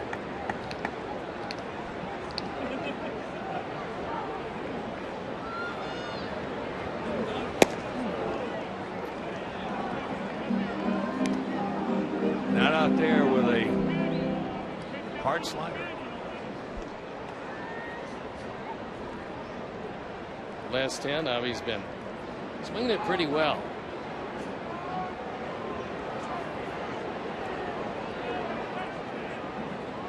Also, you might be surprised to know that he is number 5 in this league in velocity coming off the bat. Gives you an idea just how strong this young man is. Not strong out there. Well, you're swinging those, you got no chance to hit him. So if you can identify the spin at all, you lay off. But if you could, the slider wouldn't be all that difficult to hit, which it is. 0-2 the count.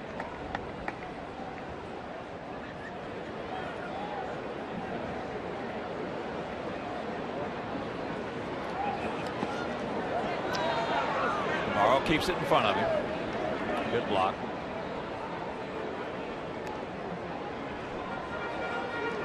Catchers realize that on a breaking ball, the ball will back up. So that was a slider, which is going to move away from the right-hand hitter. But when it hits the dirt, it's going to move back toward the right-hand hitter. That's why catchers cannot overshift, and Navarro did it very well that time. See where he sets up.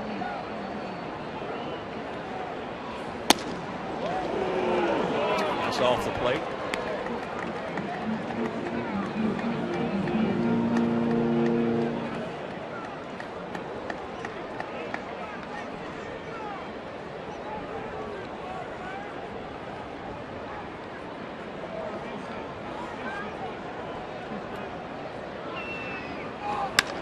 That ball hit hard.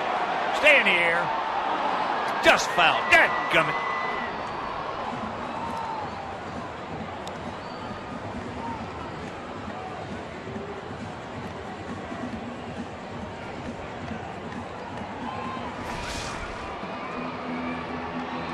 That ball slicing, and unfortunately on the outside of the line. His whole at bat has been away to Garcia.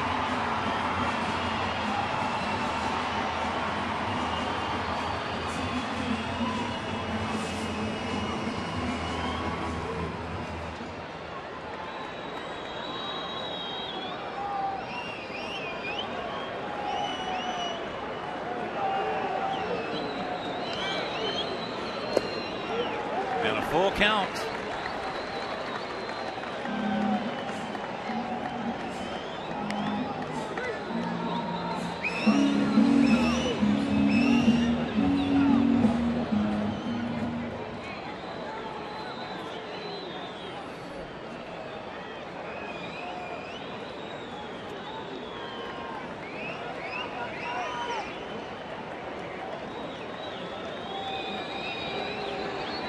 Two on, one out, and a payoff pitch.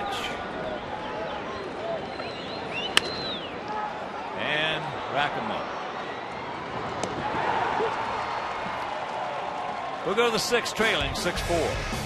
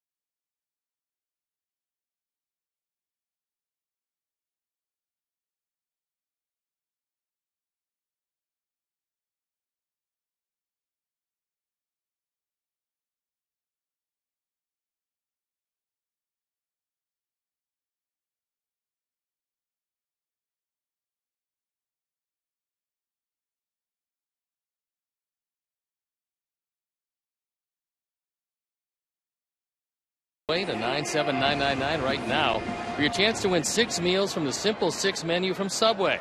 Message and data rates may apply. Subway, eat fresh.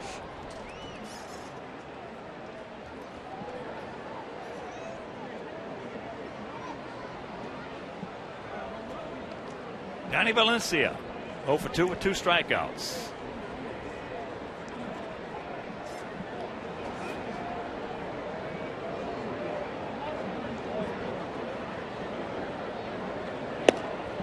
Takes it low and away.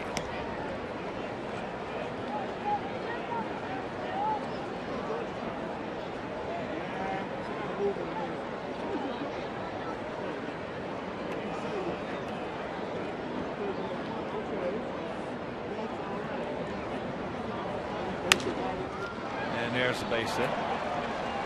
Leadoff man aboard.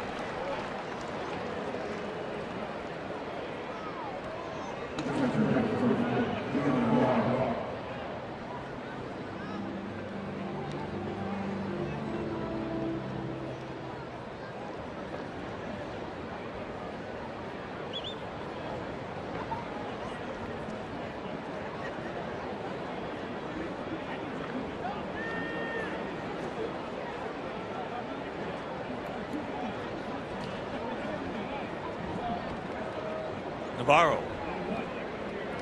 Now from the left side, where he's a better hitter. He's 1 for 2 in this game. Started off that 4-run third with a line shot single in the left field.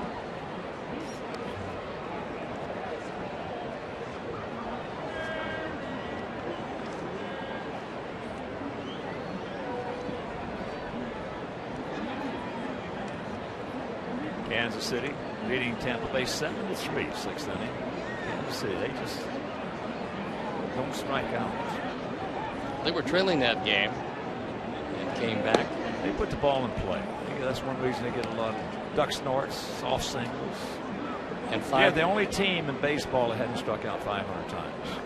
They have 478 strikeouts. We have 598 strikeouts. They put 5 on the board in the 5th. They're going against Chris Archer, who's been unbelievable this year. That's a tough opponent. I was watching some of that moments ago, and Hosmer with a little duck snort into center field. Then another little duck snort into right field. They just put the bat on the ball.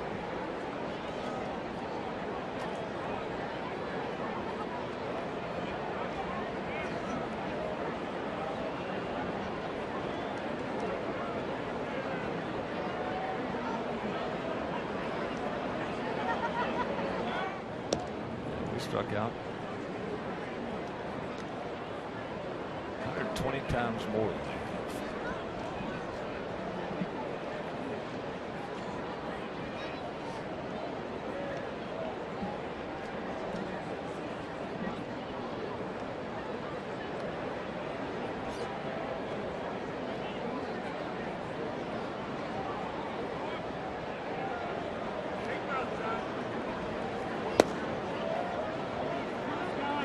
Three and one.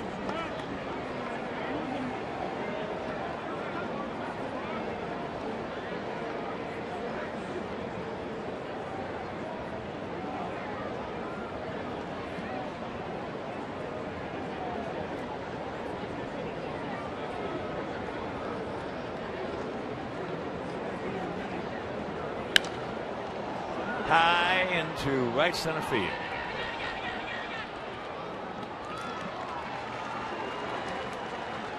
One down, and that'll bring up their center fielder, Kevin Pillar, who is 1 for 2 with a run scored.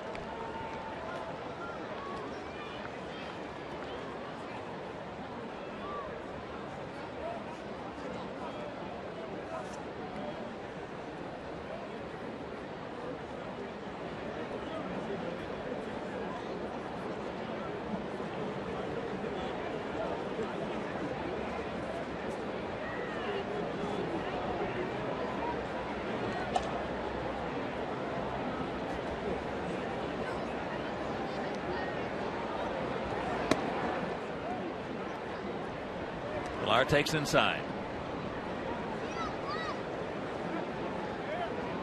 Pillar's going 60 at bats without a walk, so he's one of the guys that swings at just about everything and puts most everything in play.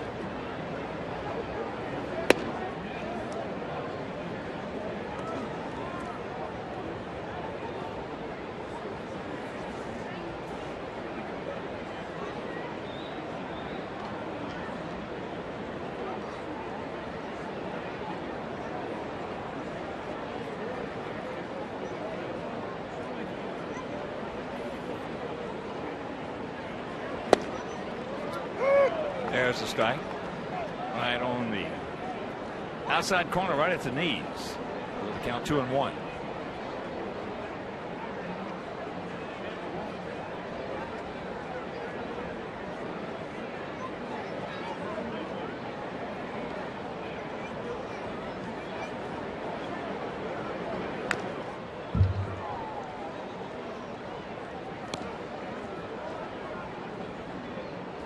That 54-game hitting streak at Cal State Carson back in 2010. Still a Division II record for Pilar.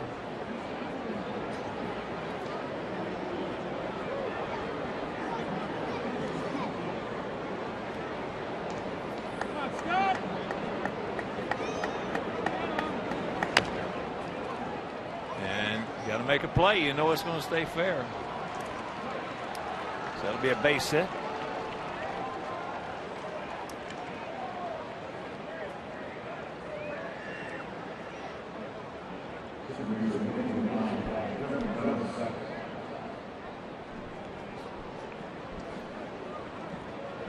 Well, when you put the ball in play, you got a chance. And when you've got very good speed, and Pilar has that, you're going to get your share of infield hits.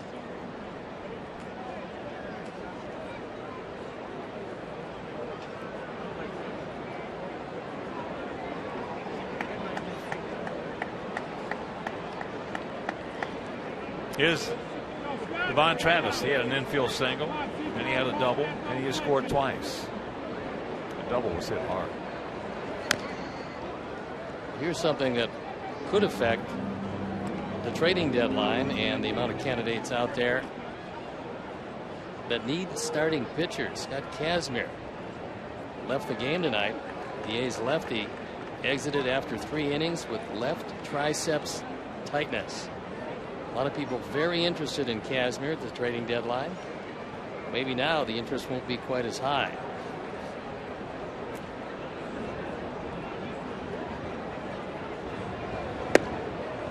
Can't get it. 2 strikes. 0-2.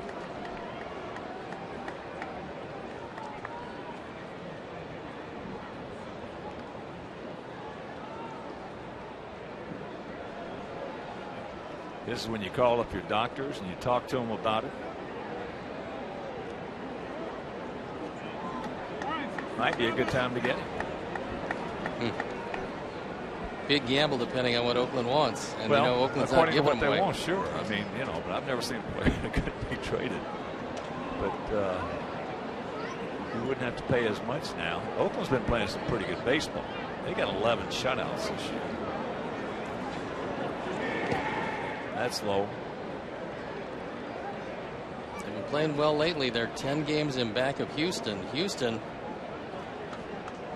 still a pretty good ball club, but they're taking a real close look at those Angels, because Houston lost tonight's game, and the Angels are now just 2 games back pending the outcome of their game.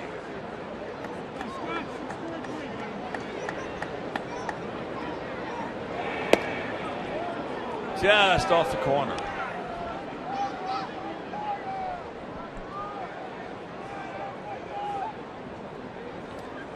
There you take a look at what it's like up to the moment, and the Angels and the Astros tied in the loss column.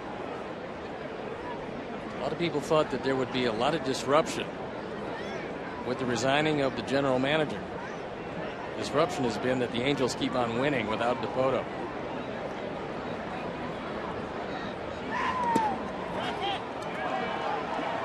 Both runners will advance on the wild pitch.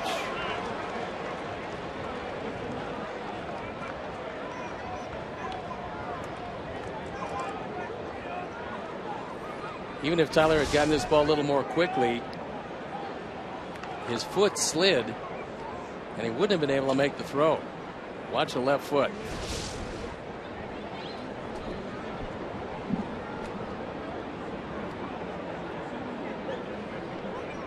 Now infield in and a full count.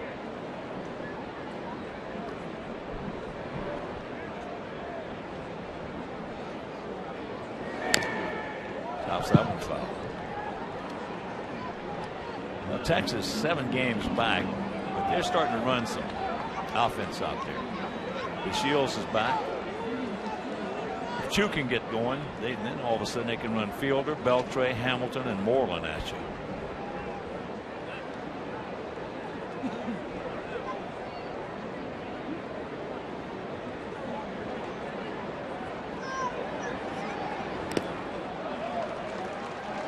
That will load them up.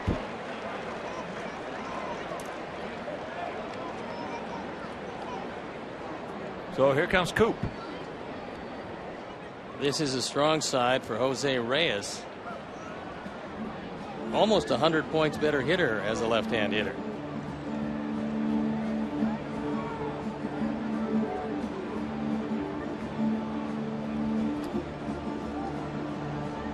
It's all Scott Carroll.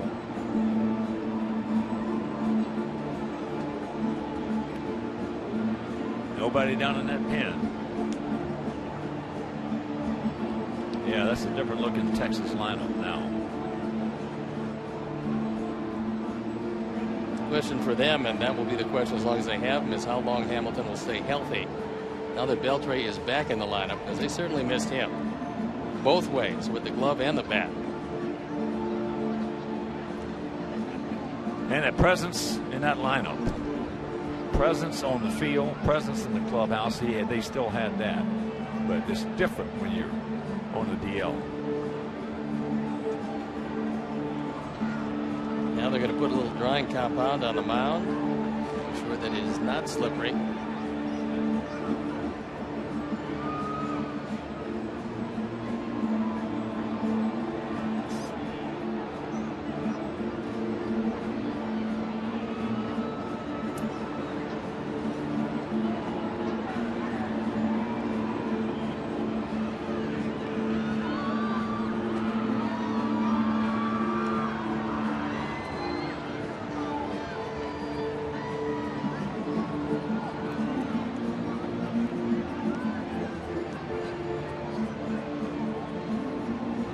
Played the Pirates this year, we saw just how effective Josh Harrison can be, but he's not going to be effective for the Pirates, who are making a real run at St. Louis. He just underwent surgery on his left thumb.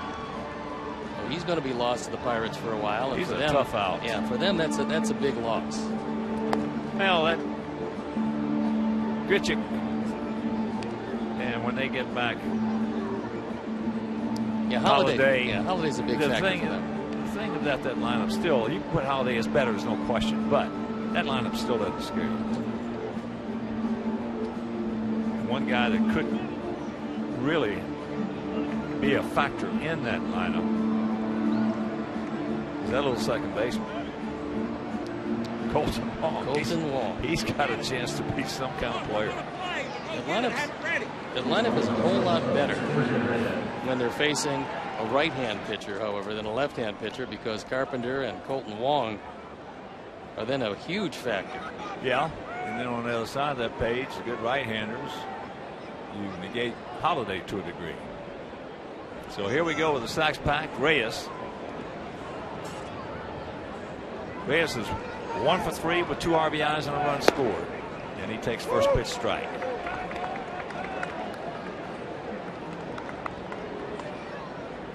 But they can pitch. Those Cardinals can pitch.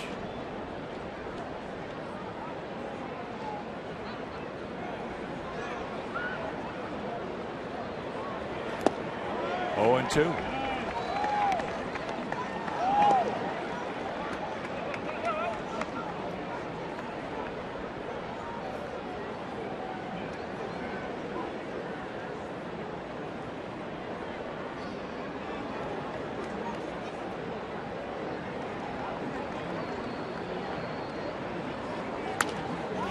Pops him up.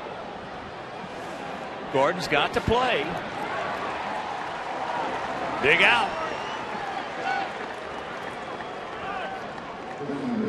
2 down. But here he comes.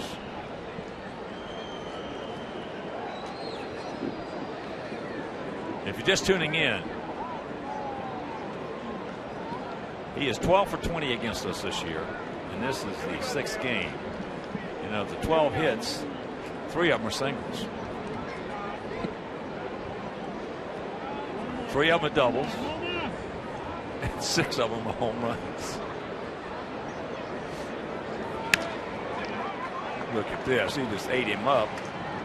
A 2-seamer running in there, so that'll retire the side. He pitches out of a big jam, does Scott. And we still trail at 6-4.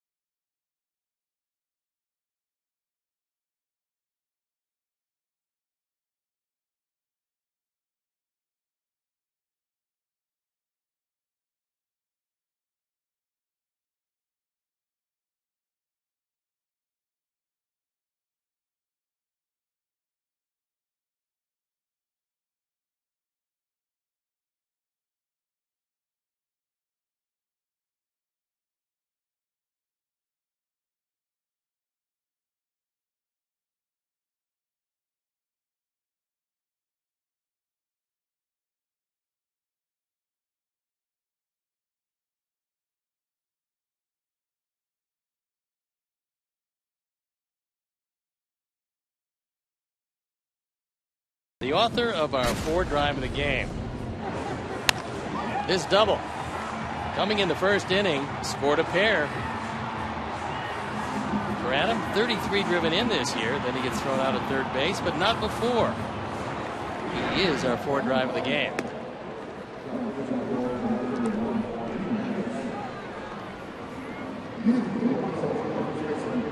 Six, 10-0 for the Blue Jays. 4-7-0 for our Sox. We scored 3 in the first. They came right back with 4 in the third. We scored 1 in the third, and they put 2 on the board in the 5th. Liam Hendricks comes in the game. He's 2-0. His ERA a fine 2.58 on for the 30th time. Had an opportunity to save a couple of games. Didn't get it done. You might remember him as a starter with Minnesota. But now he's working exclusively out of the bullpen, where he's done a terrific job for these Blue Jays.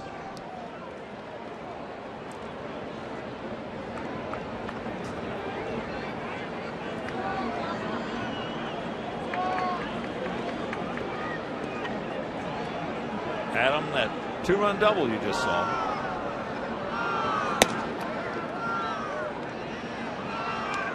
Takes it high and wide.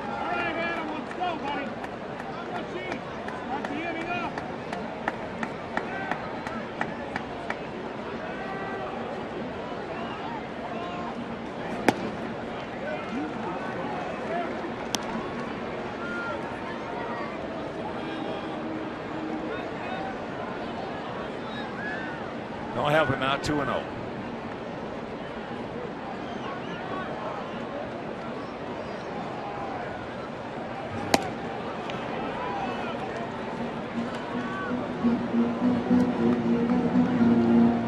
Helped him out, and the count 2-1.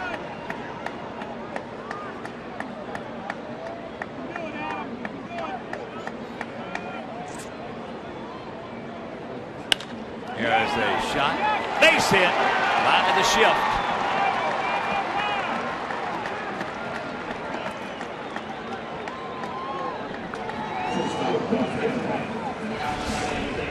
Come on, Alexi. That is a start. That's the way to greet Liam Hendricks. 94 right down the middle, and Adam hits a rocket and gets it by Travis. He's playing as deep as you can play as a second baseman. He still can't get to it. Alexei is grounded to short, and he is grounded softly to second.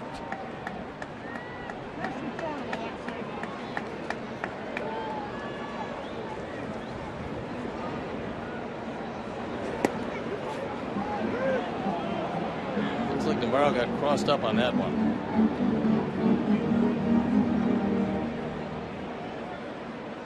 And when the catcher does get crossed up, that's when he goes out to explain to Hendricks what signs he's using.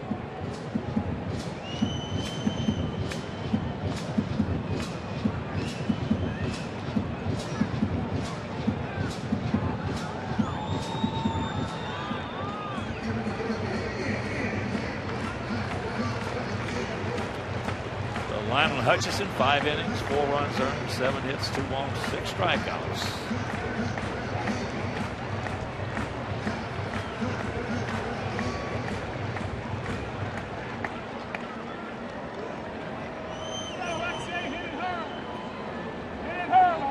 Outfield spread out, straight up.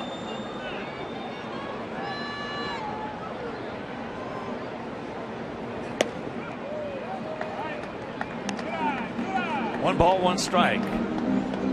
Our shortstop.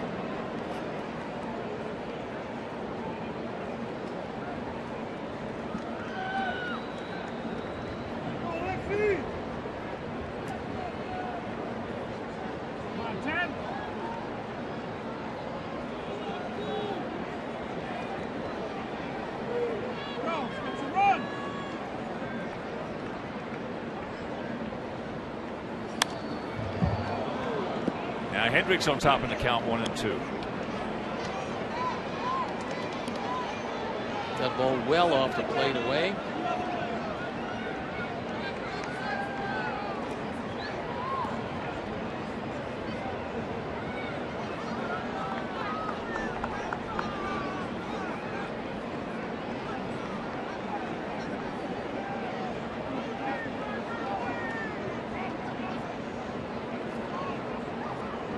Sox took the opener of this 4-game set.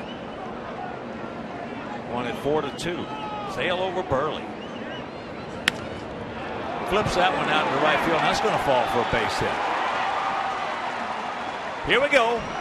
First 2 men aboard.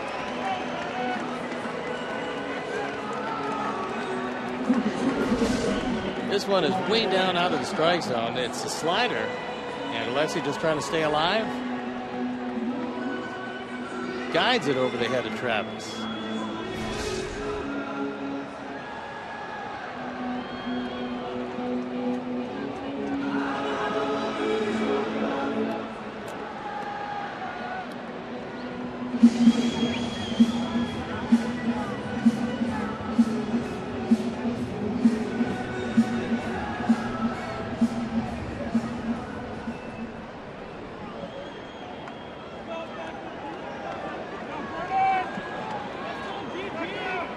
Here's Beckham, 0 for 2 with a couple of strikeouts. Now the corner's in close, looking for the bunt. Takes a strike.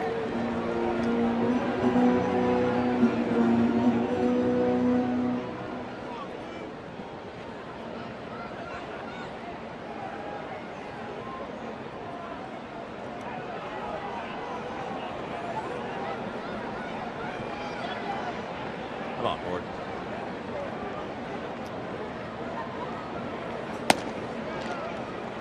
Pitch is high. That evens the count at 1.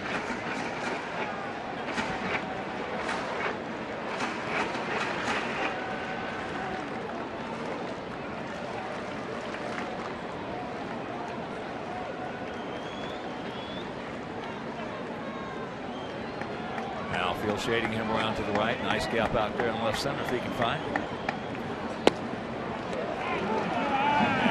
a break for us. 2-1. 2 balls and a strike. Well, Marvin Hudson has been somewhat consistent down there. He hasn't called the strikes that have been at the bottom part of the zone.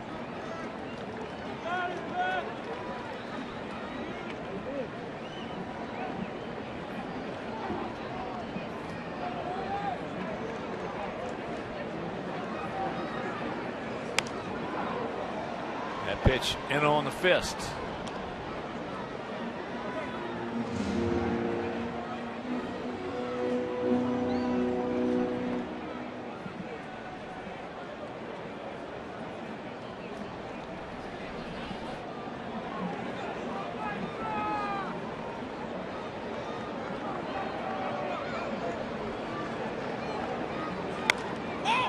And that's popped up right side.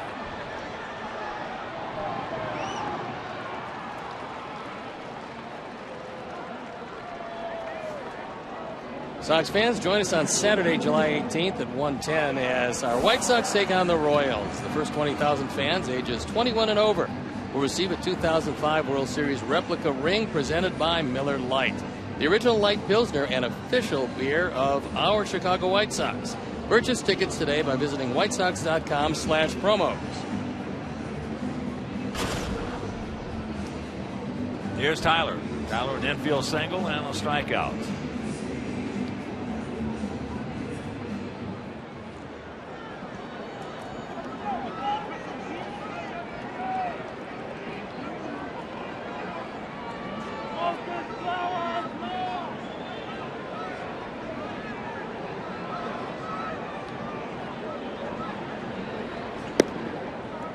Good take. 1-0 the count.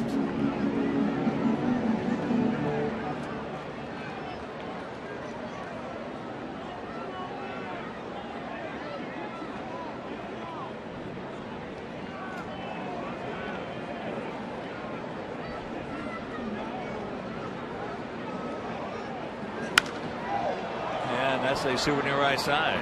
So 1 ball, 1 strike.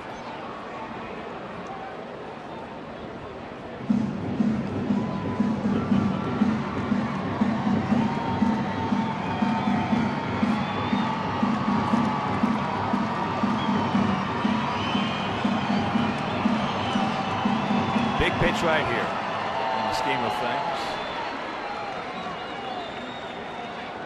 Fuji outfield doesn't move around very much.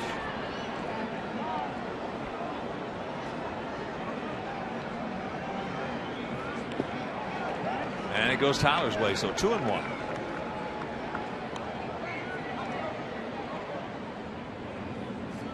Aaron Loop starts to loosen in the pen.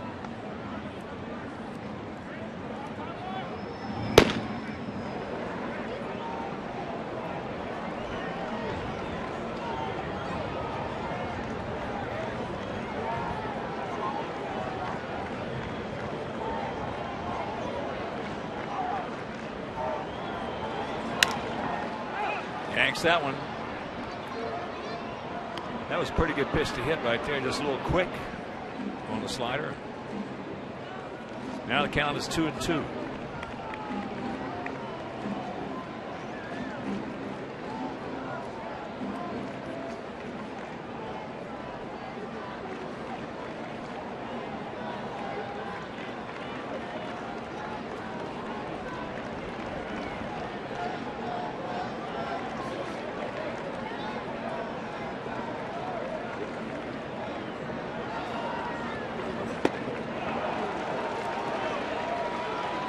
Two out.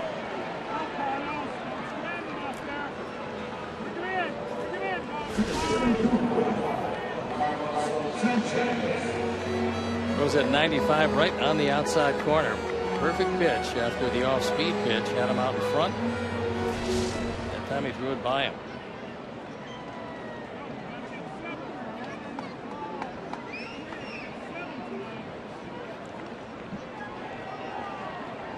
Sanchez is lined hard to center and struck out.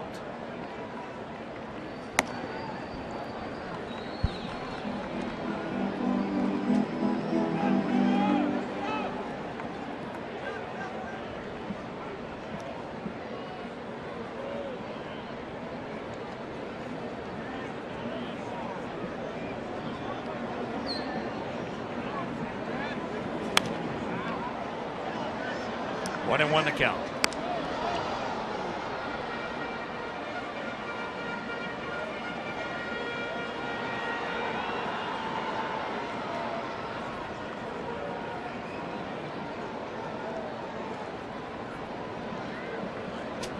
When's that first one going to come?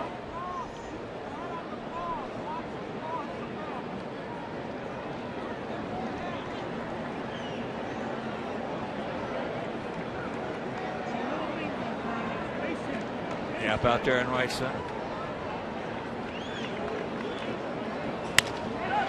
That ball hit hard. Meanwhile, it's going to fall for the base hit. Here's the throw. It's off the mark. And he's safe.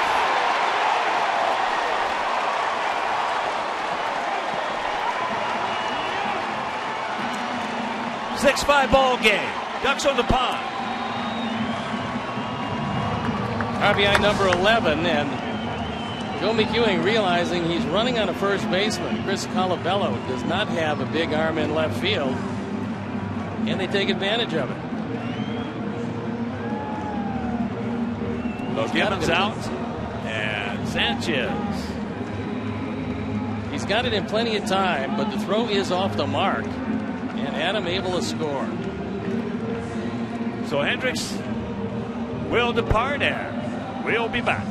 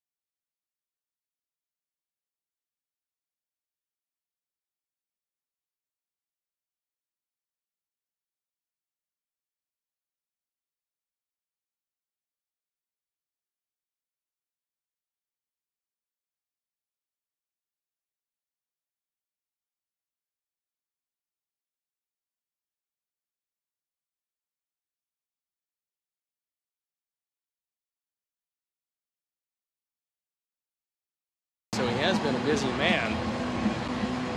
We saw him last night for a third of an inning. And he gave way to Osuna, who was able to nail down the save as he comes in to face Adam Eaton. And runners at second and third with 2 outs. One time, Adam. One time, buddy. Jacks it up, takes a strike on the inside corner at 94.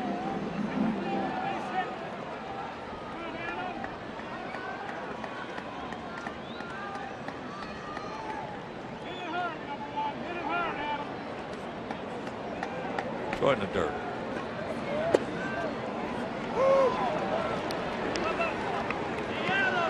Very quickly, 2 strikes.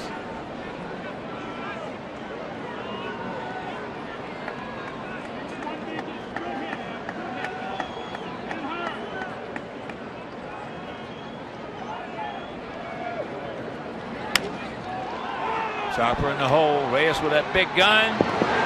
Can't get it. This game is tied at 6.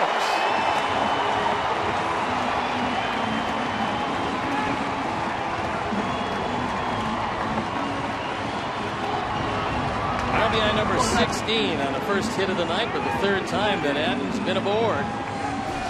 It's a 4th hit of the inning. He just reaches out on that fastball away, keeps it in play, and then able to beat the play at first base.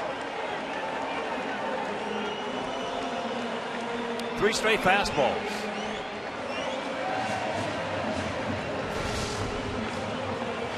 now here is Abreu. He's 2 for 3. A single, a double, and 2 runs scored. 6-10-0 for them, 6-11-0 for us here in the bottom of the 6th inning. Short lead by Adam. And that's high pop up into center field. But we're going to come up with a pair. We'll go to the 7th, tied at 6.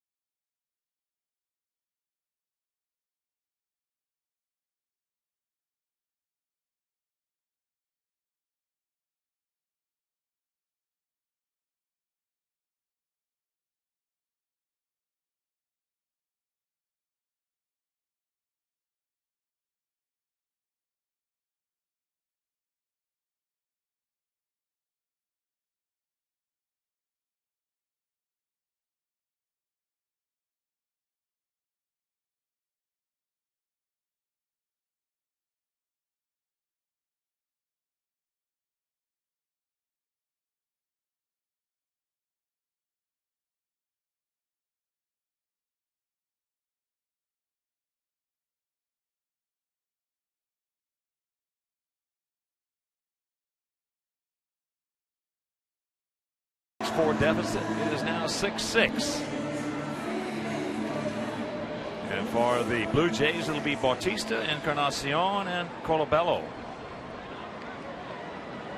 Scott Carroll came on back in the 5th inning. Pitched out of a big jam last inning. Bases loaded, 1 out. Got Reyes to pop up and Donaldson to ground out. Sox bullpen up and going, just in case Scott has any more problems. He's done his job. Scott he's done his job ever since he's been in the White Sox uniform. Up here at the big league level. Well, this was a tough one tonight. I mean, this high-powered offense was in certainly high gear, and he came on and shut him down. Got a couple of big outs in Reyes and Donaldson to get out of that 6th inning with the bases loaded and only 1 out.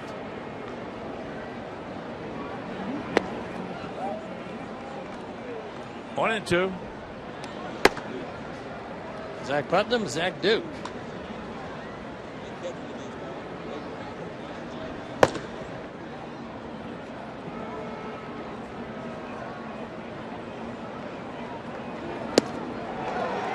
He gone. 3 strikeouts now for Bautista to go along with that RBI single. This one's sinking down and in. Good late movement. And Bautista expanding his zone, not particularly happy with the outcome of that one, and breaks his bat.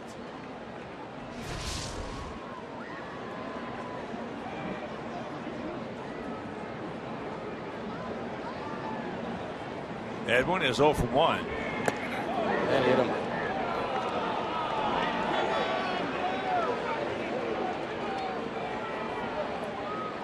So 1-on-1 out, and that'll bring up Colabello. This one didn't get much of him, but just enough off that armored elbow. And Encarnacion hit for just the 3rd time this year, and that one probably didn't feel.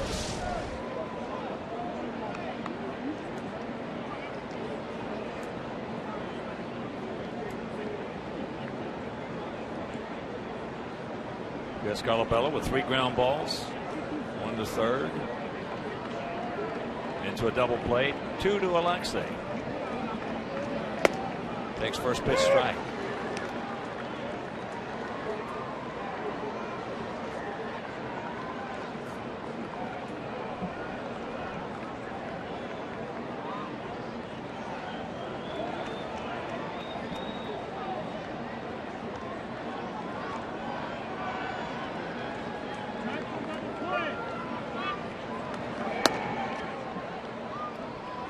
That evens the count at 1.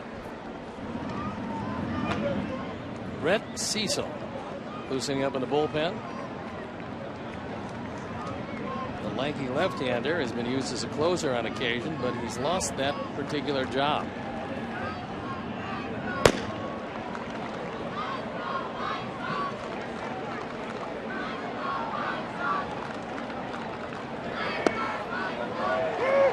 There's a strike at the bottom of the zone.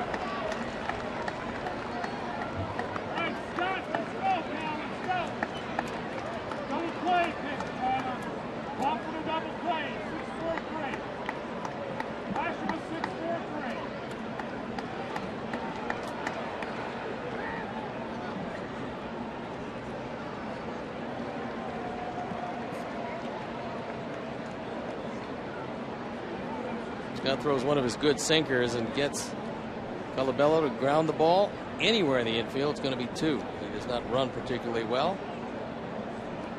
Scott's sinker's been good tonight.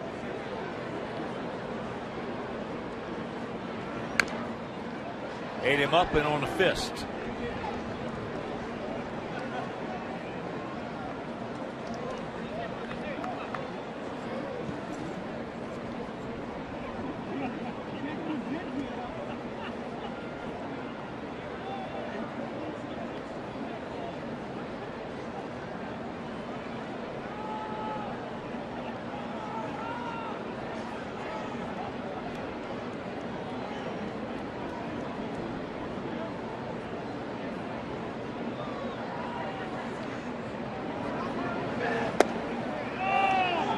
Close pitch, didn't get it.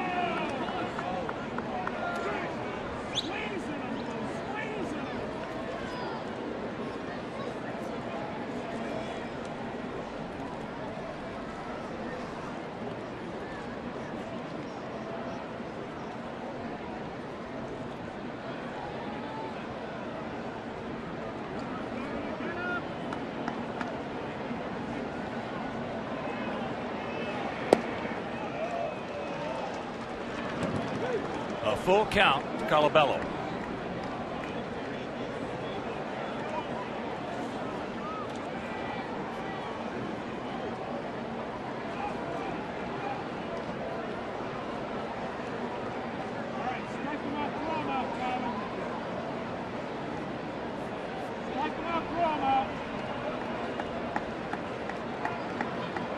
He made his way on. No walks. There he goes. And that's fouled away. That one right into the dugout. Looks like Joe McEwing did the honors.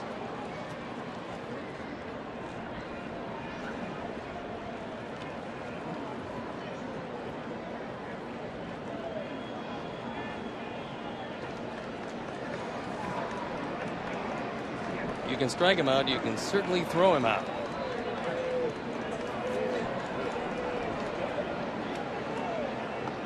There he goes again. And that's foul.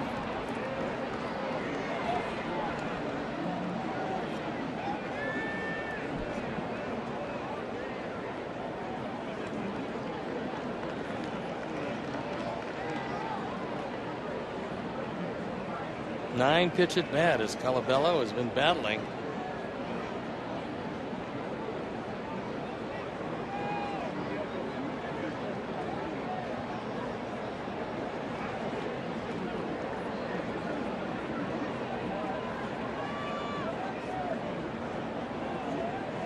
Straight up.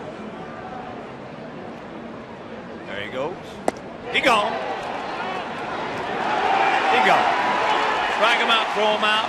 Seventh inning stretch, tied at 6.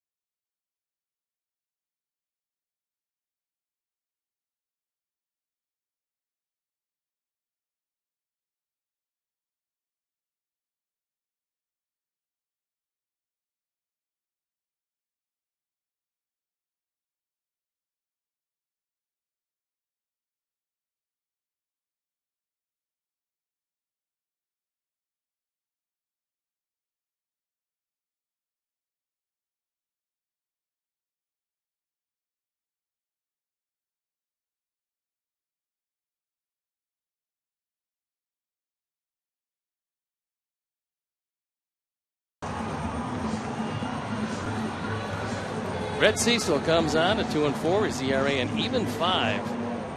When he was a closer, he was 5 for 7 in save opportunities. 31 strikeouts, 11 walks in those 27 innings. Ezekiel Carrera comes in the game in left field. Southpaw stays in the game in the dugout.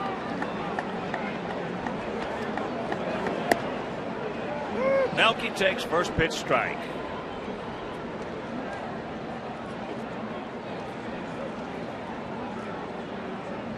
Melky hitting against his former teammate.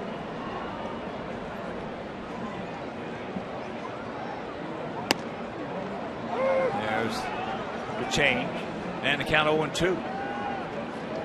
Avi on deck. Now feels straight up, spread out. One down.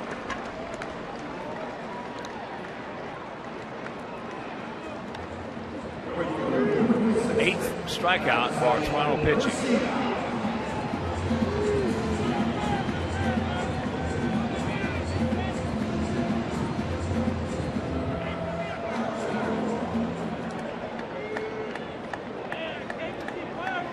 Just tuning in, big 2-out RBI single by Carlos Sanchez, and then another infield single by Adam Eaton, knocking in runs to tie this game at 6.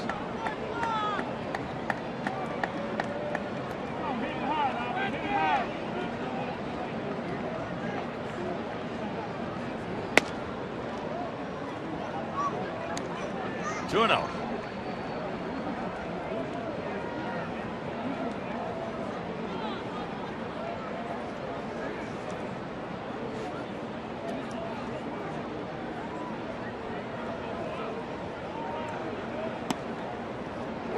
Two and 1.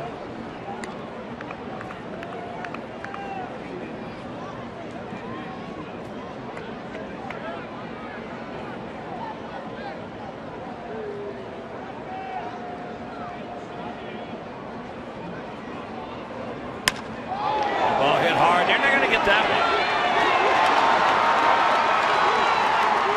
Down into the corner. So Avi with his 10th two-bagger.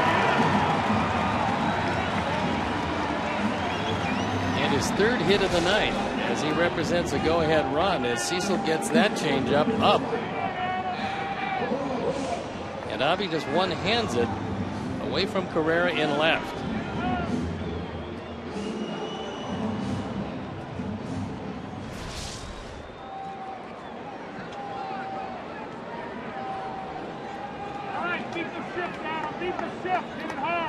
Adam, 2 for 3, 2 RBI double in the first inning.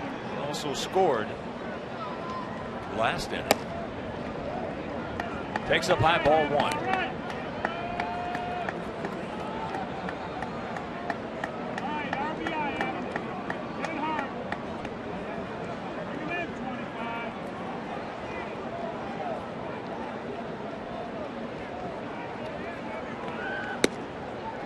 He's got the catbird seat, 2-0.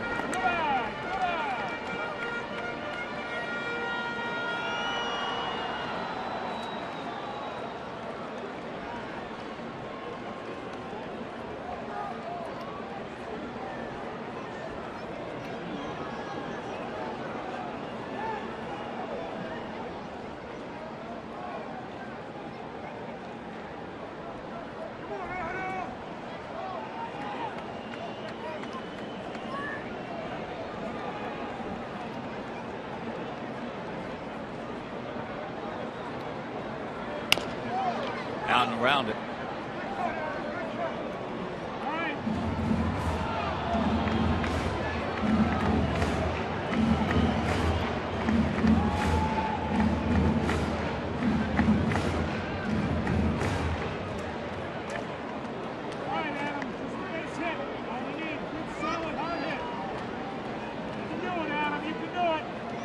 Right here, Adam.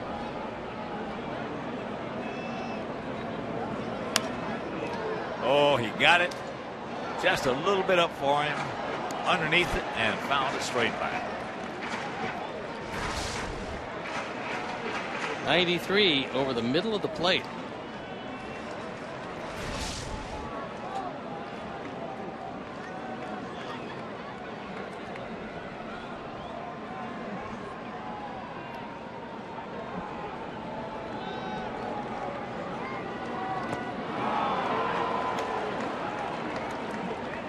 Two down.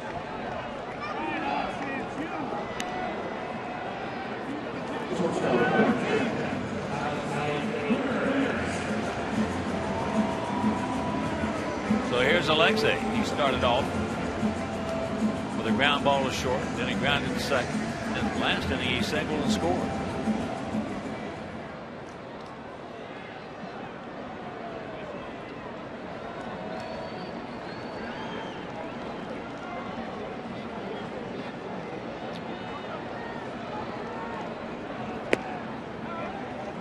Looks at that pitch down low.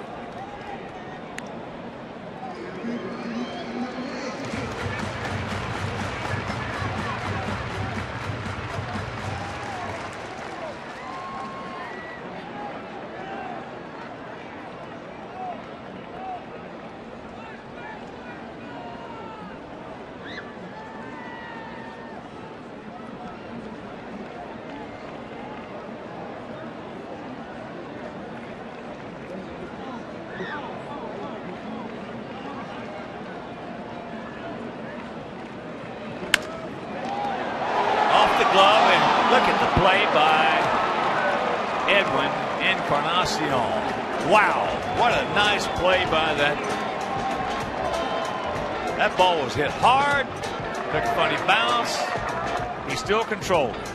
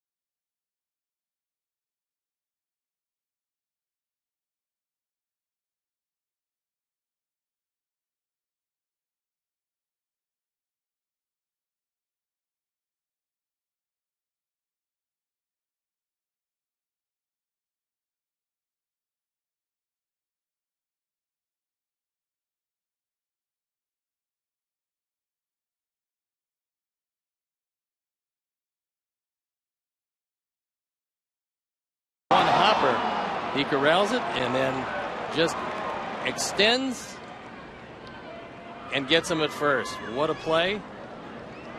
And it kept the game tied at 6. Speed Replay is brought to you by Xfinity, your home for the most live sports. Valencia, Navarro, Pilar are scheduled hitters for the Blue Jays. Zach Duke comes in on for the 37th time, 3-3, ERA 3.41. Valencia's 1 for 3 with a couple of strikeouts. Takes first pitch strike.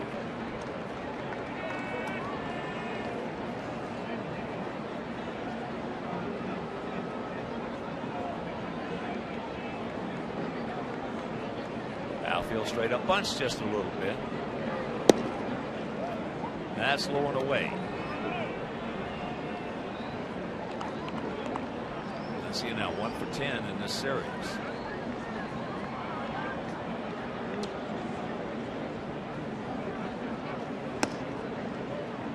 That's off the corner. 2-1.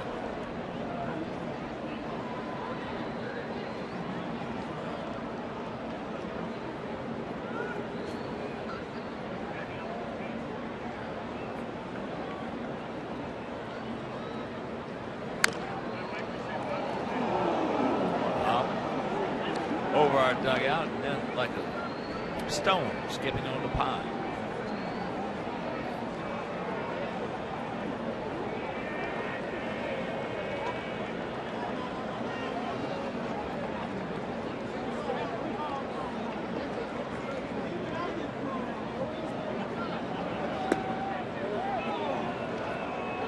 He did not go. And a full count.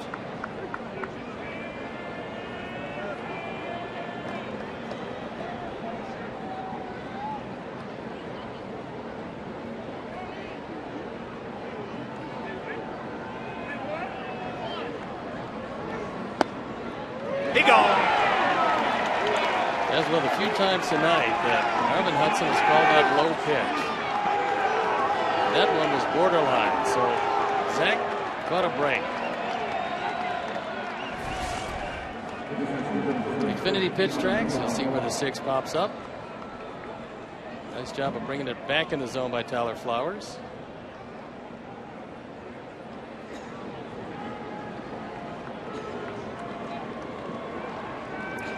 So here's DeHonor. He's 1 for 3. Started off that 4-1 third with a solid, bullet single in the left field. That was off Johnny Danks. What a job by Scott Carroll. Came on in the 5th. Worked 2 2/3. No runs, 2 hits, 1 walk, 3 strikeouts. And once again, Scott Carroll, all he does is just keeps on keeping on. Well, he did the job that Robin and Don Cooper would have wanted him to do, which is come in, turn off a high-powered offense, and then allow your offense to come back and, at the very least, tie it up. That's an invaluable job. You don't get a lot of decisions. You don't get a lot of credit for a lot of things, but every staff needs a guy like Scott Carroll if you're going to win a whole lot of games.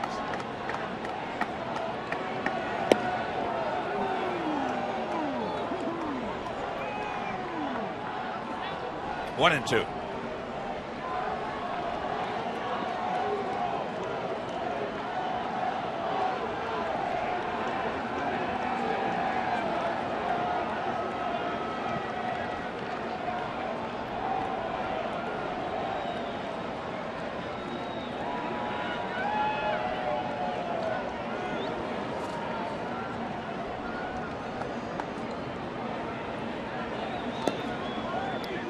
Lays off that breaking ball.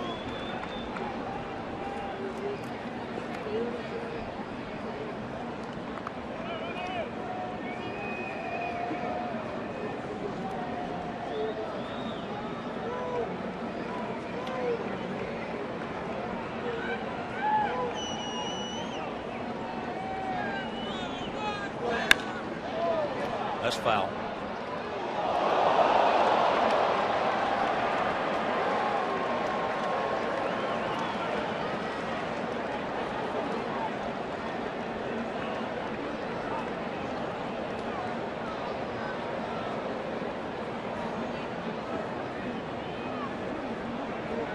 Fortunately, Better the beer than the ball. Yeah, I was going to say, fortunately, it didn't hit them. It hit the beer.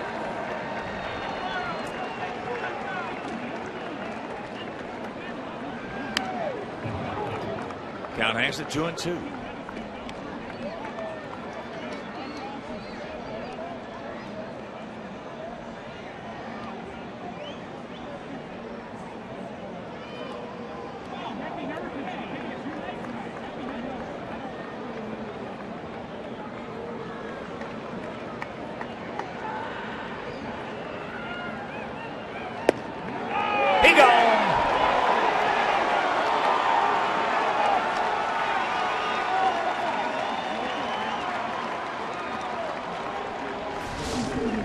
Strikeouts and 2 breaks.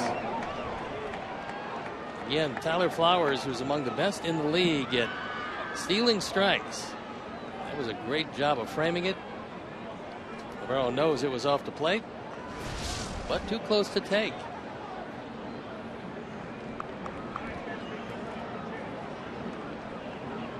So here's Pilar. He's 2 for 3.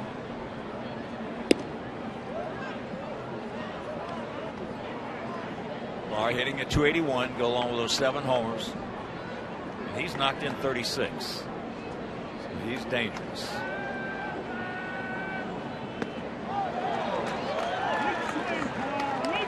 That's not his dangerous swing. Now that good late movement by Zach Duke.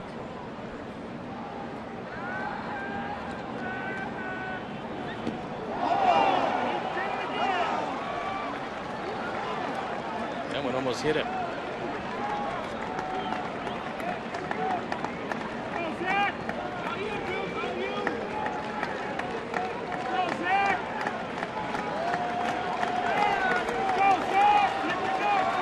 out and a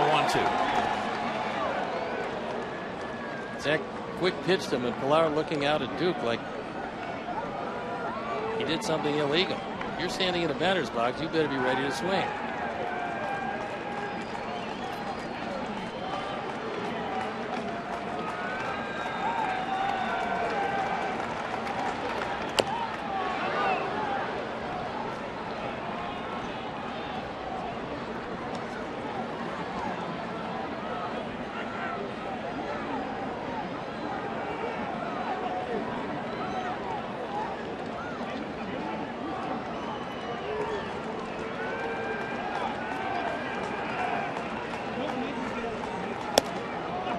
It's full. A full count. So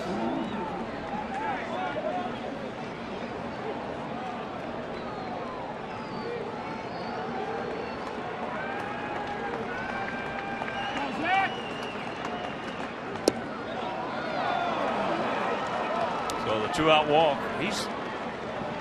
He's 12 for 14 in stolen bases. But we got a left-hander out there.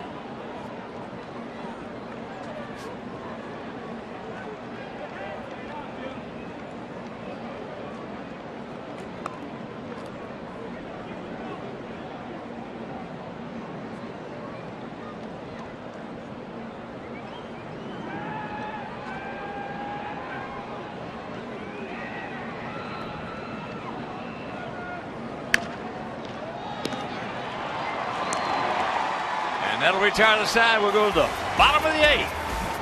Tied at 6.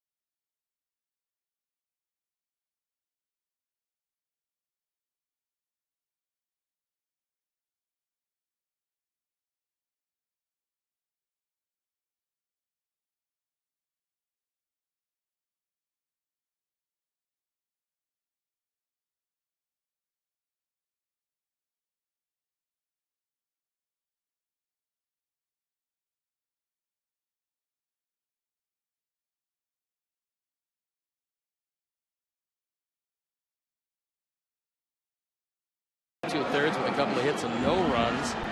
Donaldson with 2 doubles, a run batted in and a run scored, and Adam LaRoche with a 2-run double in the first inning. That's brought to you by the Honda Dream Garage Sales Events, now at your Honda dealer. And Bo Schultz comes into the game. We saw him last night. He pitched an inning, struck out 2, on for the 12th time. 1.86 ERA. He's a hard-throwing right-hander. Ball hit solid by Travis right there. So 1 pitch, 1 out. Extraordinary moments happen every night in baseball, but on one night, they all happen in one place, and that's Cincinnati. Don't miss the 86th All-Star Game. Coverage begins at 6 p.m. Central, 7 p.m. Eastern. That's Tuesday, July 14th on Fox.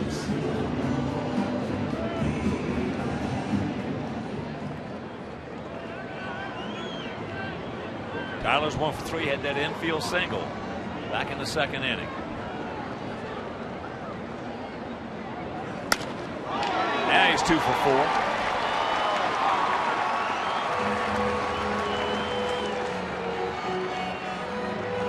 Two hard hit balls off Bo Schultz. It was 98 right up in his eyes. Top of the zone. He was able to get on top of it and take it right back through the middle. 2 pitches, 2 hard hit balls. Now Bonifacio is going to come out to run.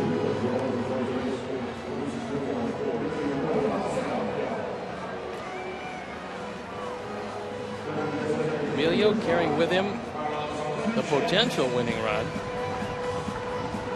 Now on at first base as Tyler departs.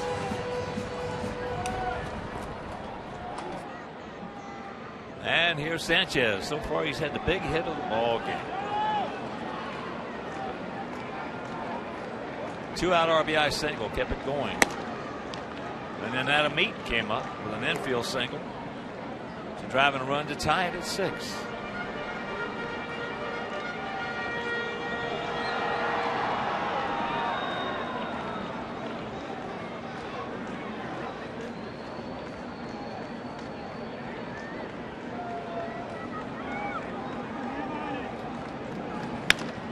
There's another base hit. Bautista gets it back in, so now one more time at him.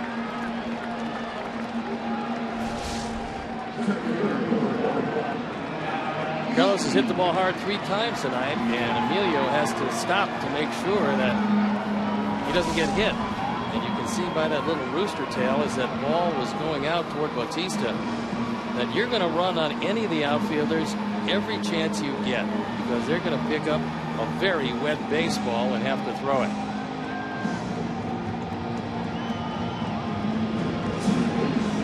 Sanchez hit the ball hard 6 times so far in the series. Well, he was hitting the ball at a lot of people. It was a lot like what Melky did before he started breaking out of it. Sox would use some offense, bottom of the order. Adams 1 for 2.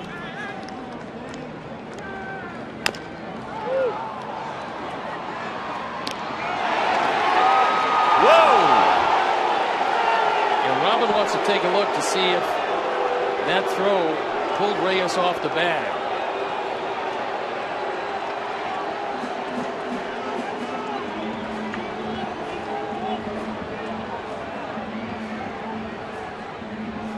He's going out there talking with Sam Holbrook. Schultz has it.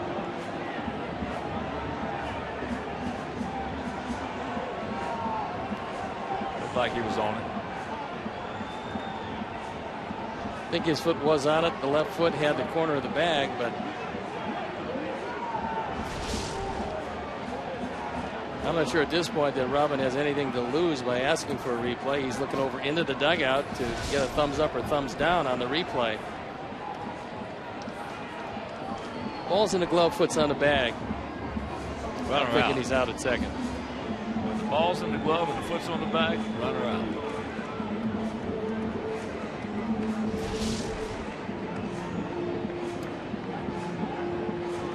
What's amazing to me is that in the case of Schultz or any major league pitcher, the be a pitcher, you got to get pinpoint control from 60 feet 6 inches. You turn around and that throw to second base is not any longer than a throw to the plate, and yet you see a lot of guys throw the ball away. That one almost went into center field. Well, you're not throwing downhill. It's a flat surface most of the time. Clayton Richard was a quarterback at Michigan. Yeah, he was. And a pretty good one. High pass percentage, completion. And he could not throw to first base off the flat ground. He could do it off the mound. Ball hit right back to him. But when he got off the mound, had to go to his right or his left, he couldn't throw the ball to first base. He started the game for the Cubs tonight against St. Louis. Johnny Peralta hit a 2-run homer with 2 outs in the 9th inning. And a 1-2 count. Taking the lead. And there you see the replay again. In the glove, but at least from that angle, it appears the foot's on the bag. We'll have to see what it looks like in New York.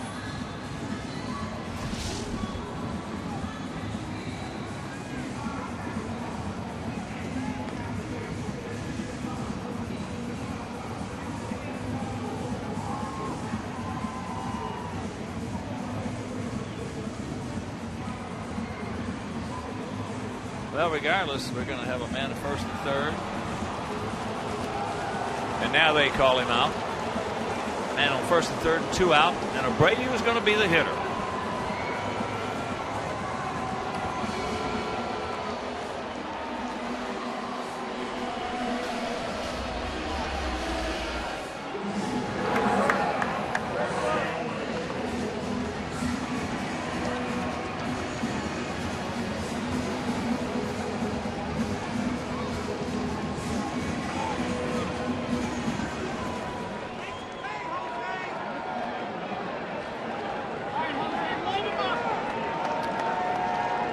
Jose is 2 for 4 with 2 runs scored. Single and a double.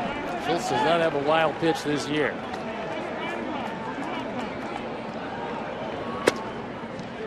Next first pitch strike. 91.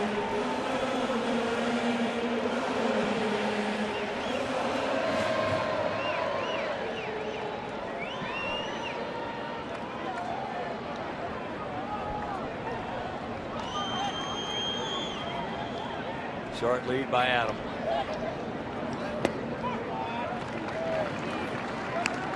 Bury a breaking ball in the dirt.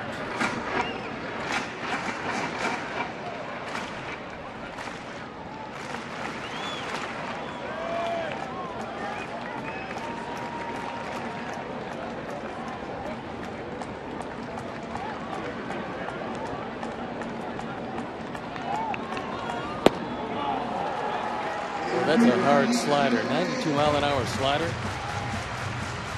Wow.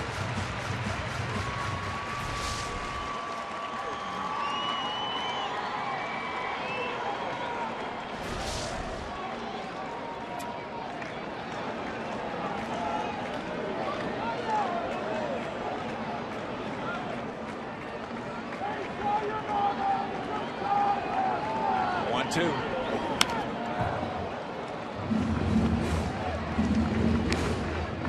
For Brady, that's not a bad pitch to hit. No. In his plate coverage. He was looking out there because he was guessing slider after he swung at the last pitch, and he went out there and able to foul it off because that pitch is a good 3 inches off the outside corner.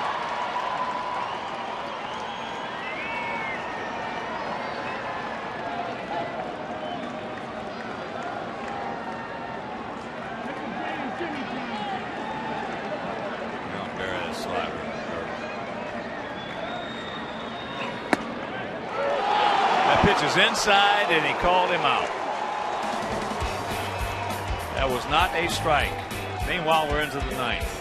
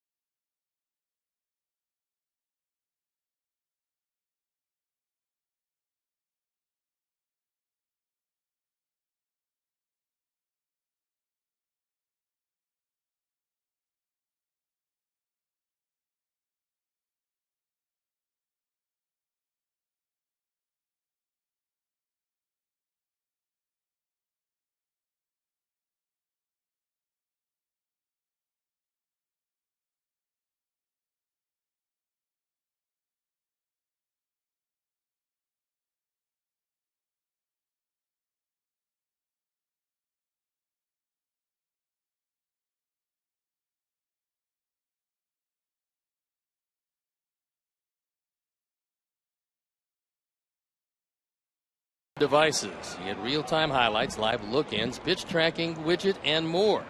Blackout and other restrictions apply. Visit MLB.tv for details. Top of the order, Reyes, Donaldson, Batista. They Zach Duke in the 6-6 ties. 6-10-0 for them, 6-14-0 for us.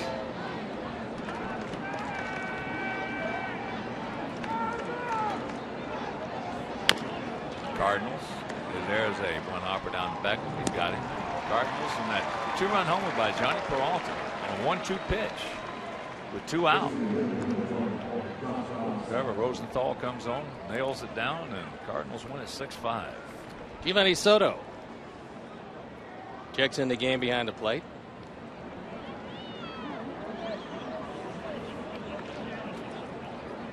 So here's Donaldson. RBI double. Another RBI double. He's 2 for 4. He now has 60 RBIs. And the fog is starting to roll in. It means warm weather is on the way.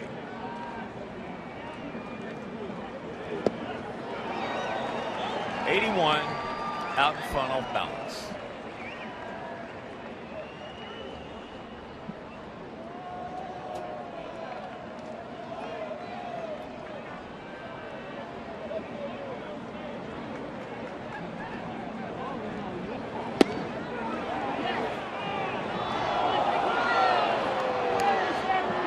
Feel of Chad Fairchild. He says no, he didn't. Get your head in the game.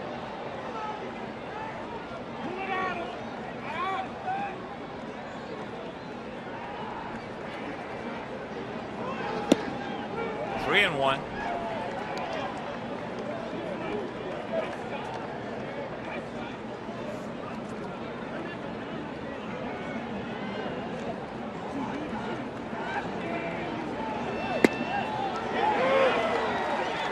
Curveball.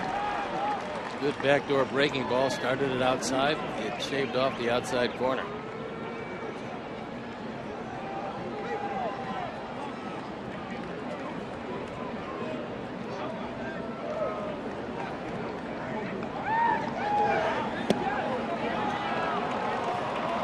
And there's the walk. Second walk issued by Duke.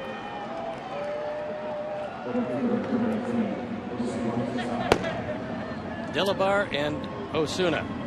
Osuna we saw last night. If they don't score, it'll be Delabar. If they do, it'll be Osuna. You got to keep your eye on Donaldson. He's a sneaky base runner in that he's 3 for 3 at stolen bases. You don't associate him with great speed, but he can get the job done. Caught it. A rocket. Rack him up. And we'll go to the bottom of the ninth.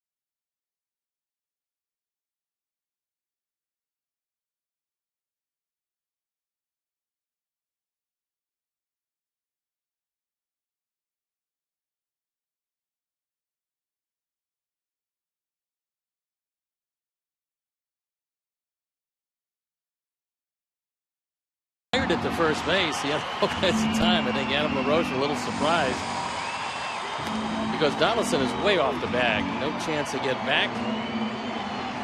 And a great way to get out of the 9th inning.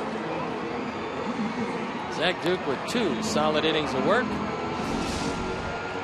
And Steve Delabar comes on. He's 2-0. His ERA 3.32 out for the 24th time. Opponent's hitting just 192 against him.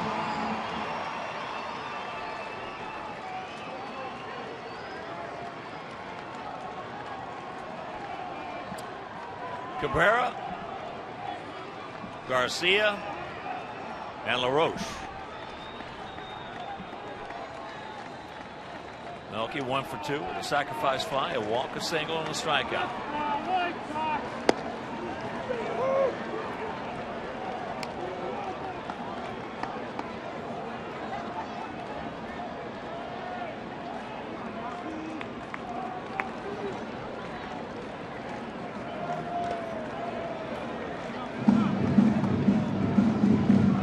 One to count to Melky.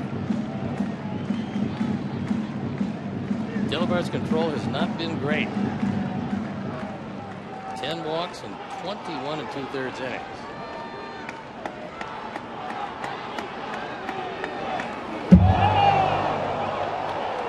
As if illustrated. Here's one that airmails Navarro.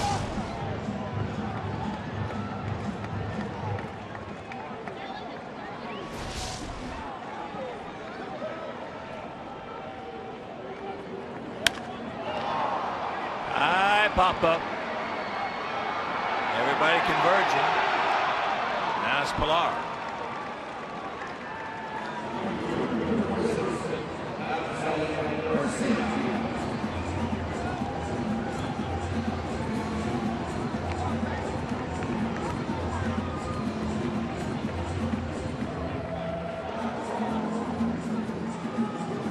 He's had a big night tonight. Got that batting average up to 280. A couple of singles and a double. That RBI puts him at 31. Jacks it up. Fouls it off.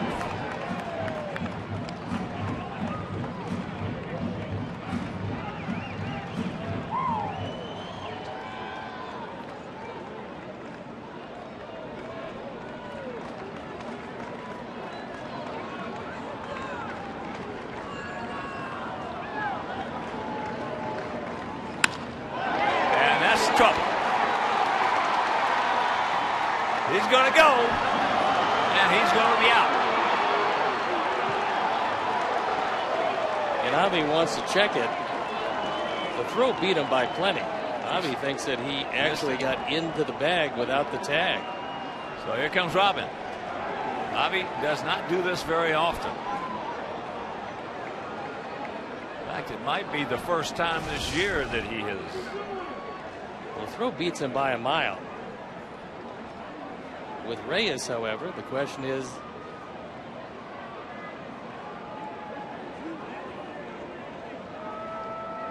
well, by that angle, you look like he was out. Yep, it did that. Now he's out.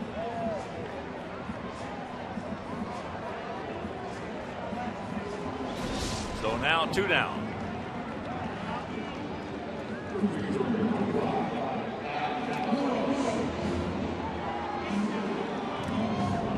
Here's Adam.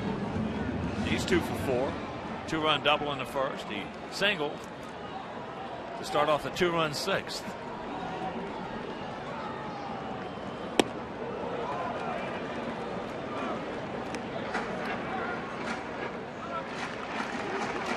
Button the top button and turn it loose.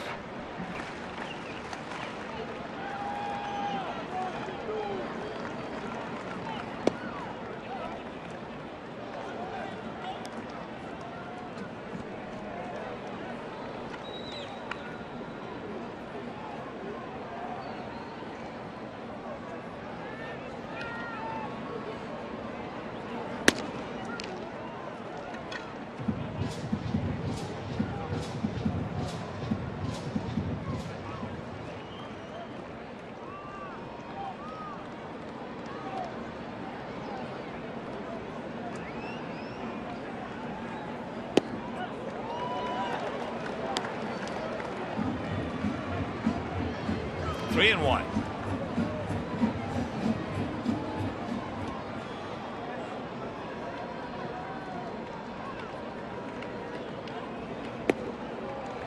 And that's ball 4.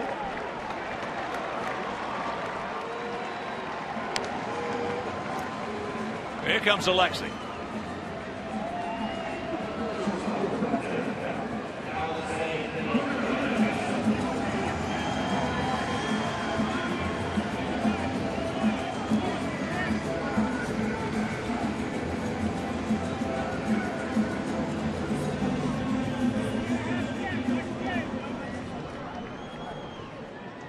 Alexei 1 for 4. He singled and scored back in the 6th.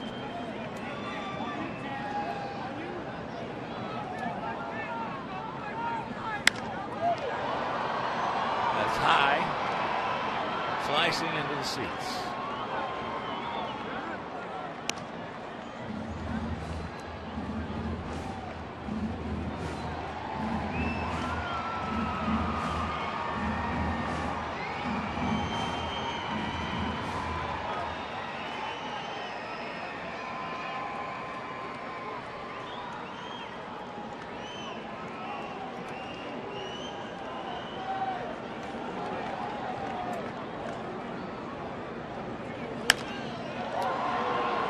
It's almost a blueprint.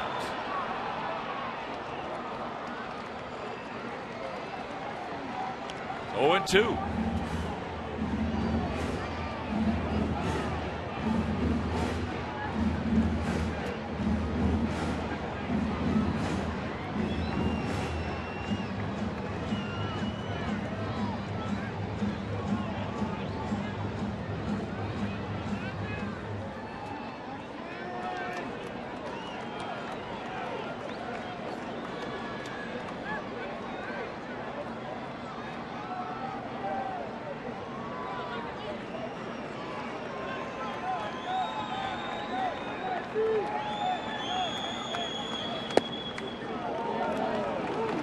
Bottom of the zone. We've got a break.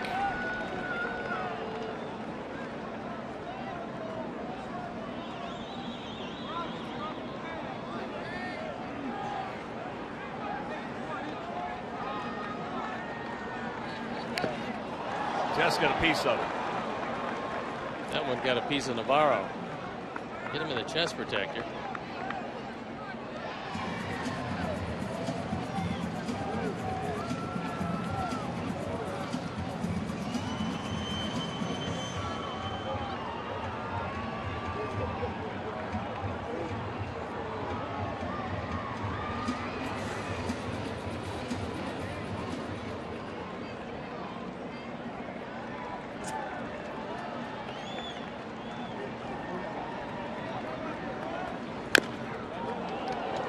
That got a piece of Alexei.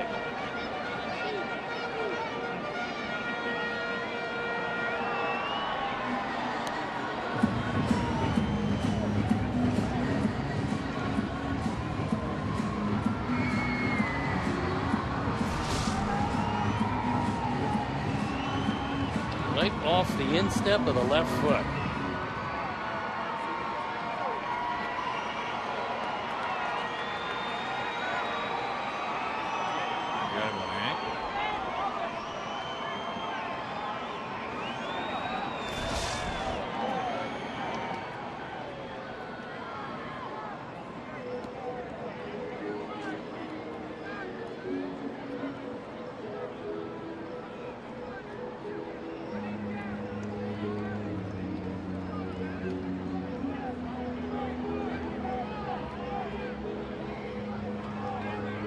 He says he's all right. Alexei, really amazing specimen. As thin as he is, to have that kind of stamina, endurance, and toughness.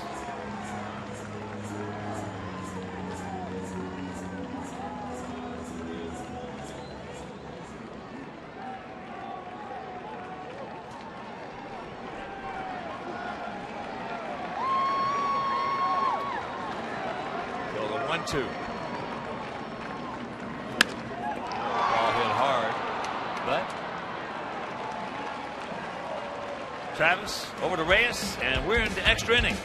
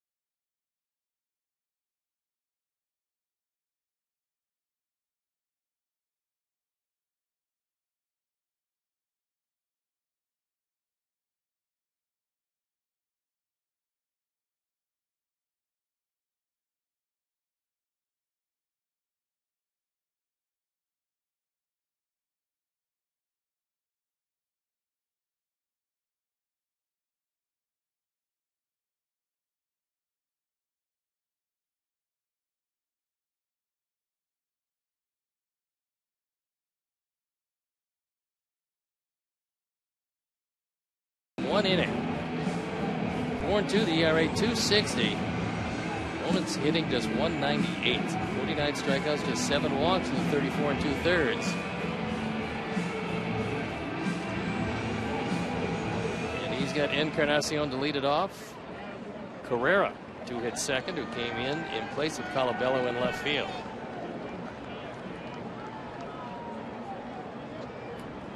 Encarnacion has walked, had a sacrifice fly, struck out, and was hit by a pitch. So he is 0 for 1 with an RBI.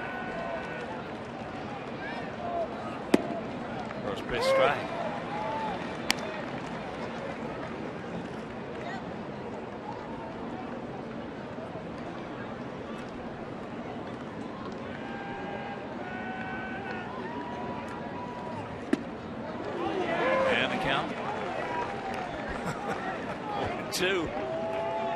Pretty good pitch, even though Encarnacion didn't particularly think it was in the zone. But the inside corner.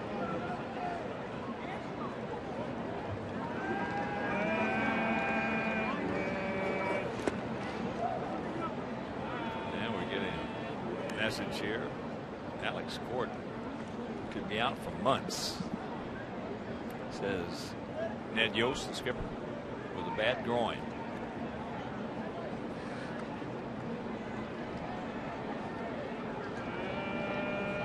That's a huge loss for Kansas City because he does just about everything for him.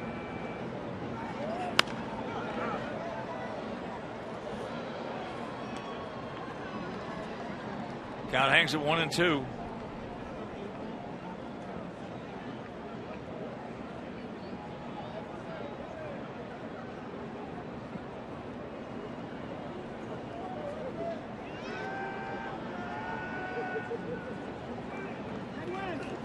He gone.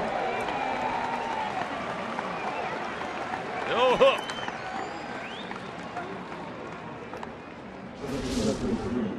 He surprised him with the first curveball and put him away with the second. 10th strikeout for our pitching. Just tuning in, Johnny Danks had a tough outing. 4 1/3, 6 runs earned, 8 hits, 1 walk, 4 strikeouts. First 2 innings, it looked like he was going to have, wow, the ball was just jumping out of his hand. So here's Carrera. Ezekiel. Colabello, who was 0 for 4.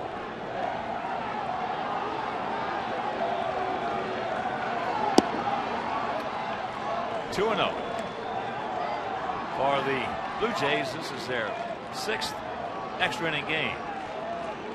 First 5, they won 3. They played 3 on the road and they've won 2. For our guys, this is our 10th extra inning game. There's a nice little Cantini bounce. 2 down.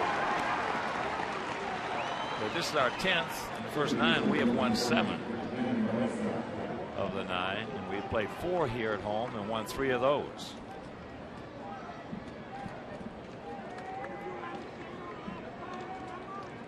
That'll bring up Valencia, who's 1 for 4 with 3 strikeouts.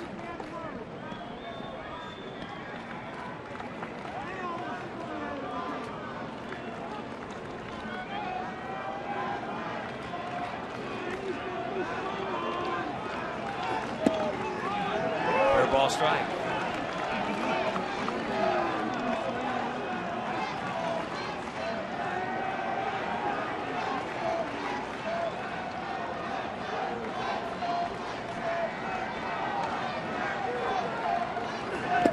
Yes, he did.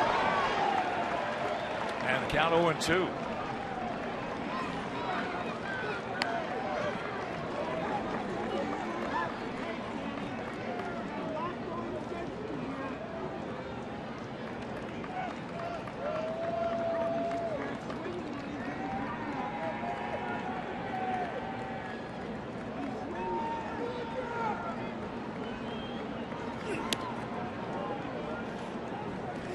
Cutter.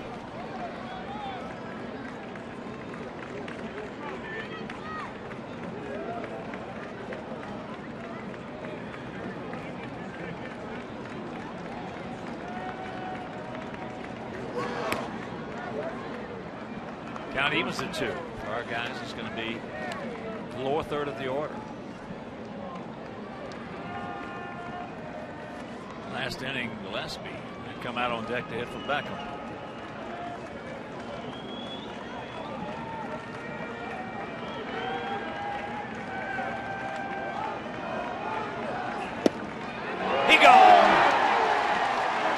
Strikeouts for Valencia tonight, and we'll go to the bottom of the 10th.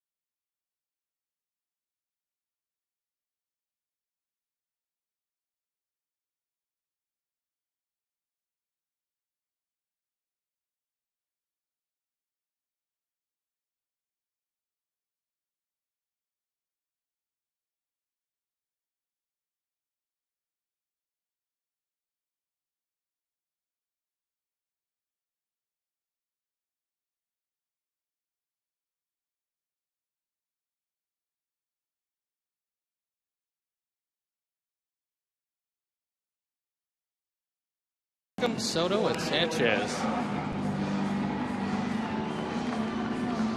Tyler Flowers hitting in the spot currently occupied by Giovanni Soto. Had a couple of hits. Carlos Sanchez has a couple of hits. So the bottom part of the order did a pretty good job tonight, and they're going to have to get it done against Steve Delabar. So here's Gordon, 0 for 4.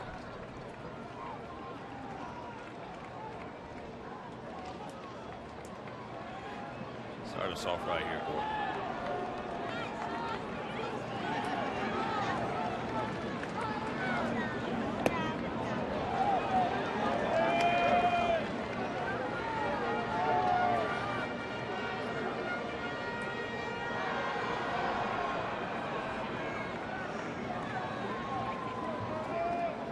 Outfield for the most part straight up.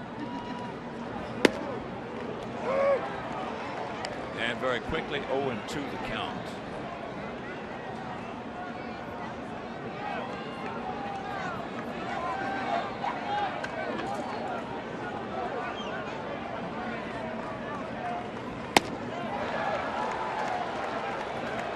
One out.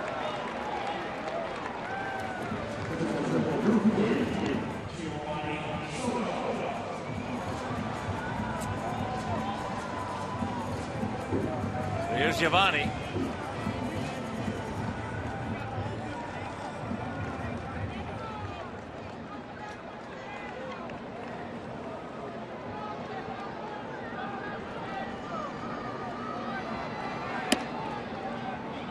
Takes it up high, ball one.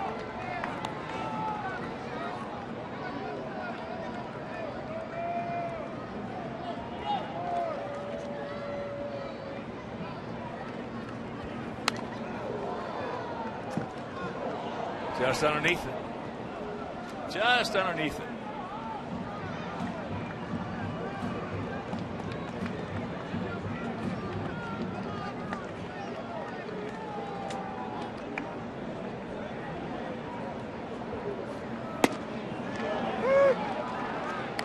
That one at 87. Grabs the strike, so he's in the hole 1-2.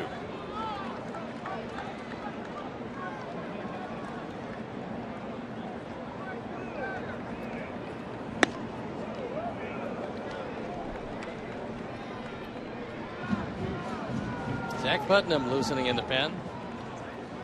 And the finale of this series tomorrow. 1:10 start on Comcast Sportsnet. Justin Marcha against R.A. Dickey. Ball high, deep, but not deep enough. He just missed it.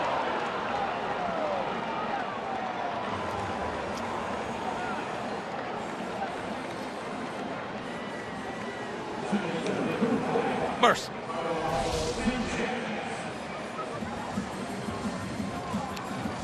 Cabrera drifts back. That ball staying fair. A couple steps in front of the wall, and Delabar breathing a big sigh of relief. Here's Carlos. He's 2 for 4 with an RBI. Had a big 2-out RBI single in the 6th inning.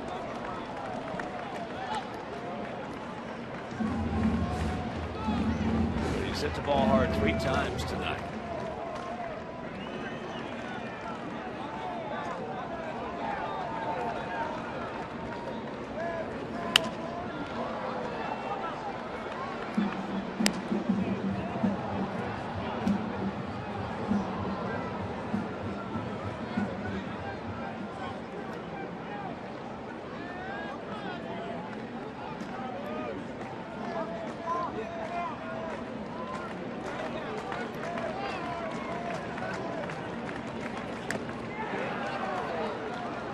Just got a piece of it.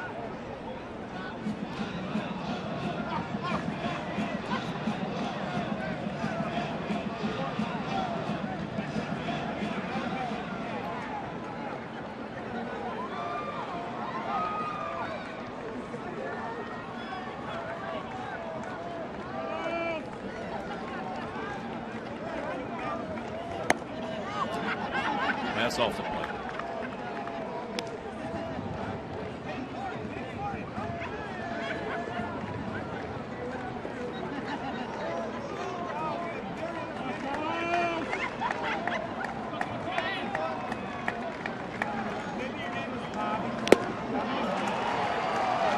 Couple of strikeouts, and we're into the 11th.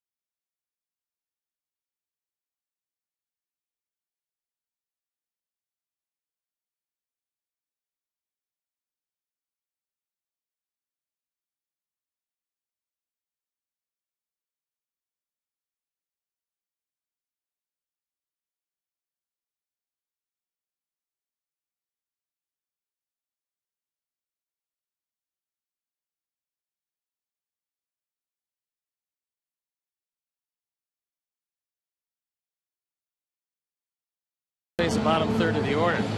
Bucknam 2-3, ERA a touch over 4 on for the 30th time. 41 strikeouts, 12 walks in 26 and 2/3.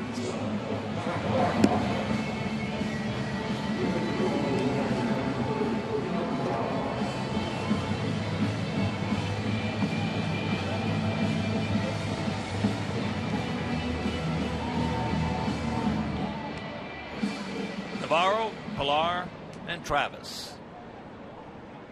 Lower third of the Toronto order. The honor is 1 for 3. Started off that 4-run third with a hard single to left field. Stands in, we'll check some scores for you. We mentioned Johnny Peralta with a 2-run homer, 2 out, a 1-2 pitch, top of the 9th inning at Wrigley, and Trevor Rosenthal picked up his 25th save as he nailed it down. Cardinals won it 6-5. D-backs beat Texas 7-4 down at Arlington. Just off the plate, then the count 2-0. Delgado the winner against Texas. Harrison takes a loss.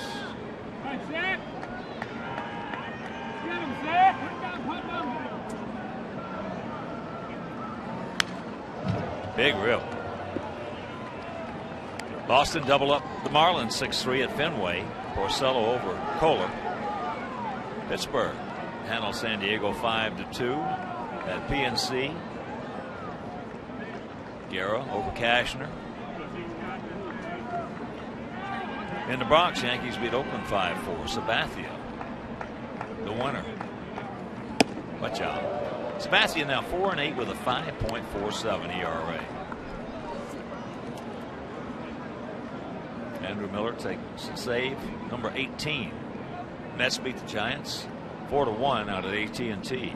DeGrom over Jake Peavy. Peavy 0-4 with a 4.71.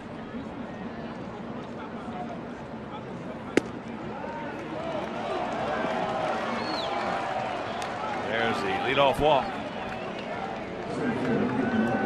Now we'll see if Gibbons wants to pinch run for Navarro, representing the go-ahead run, and it appears that he's going to. So Navarro will exit. Goins comes in.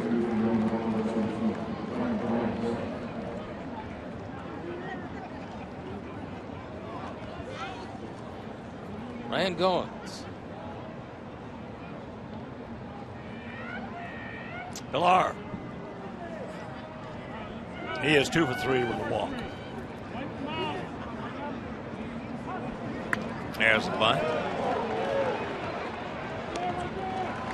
The sacrifice 1-3.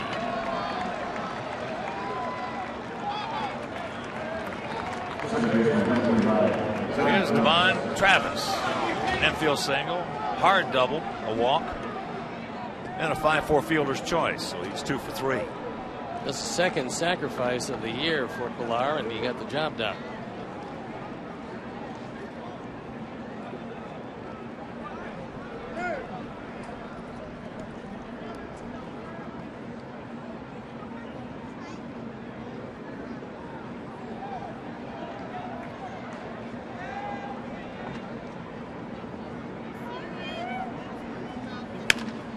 Ball is scalded. Look at the pick. Look at the pick by Alexei. That ball was absolutely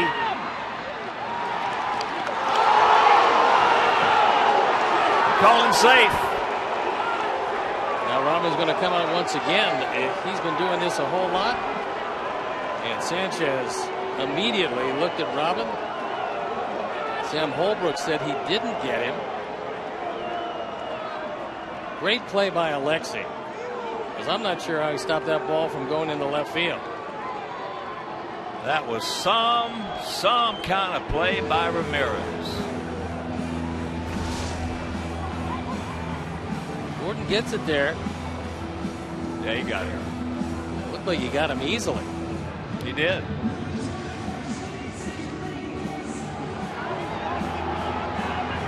Might have gotten him twice before he got to the bag. This is a one-hop rocket Lexi keeps it out of left field, and then knowing he's got him hung up. Good toss. And the tag. Once again, we'll see what it looks like in New York.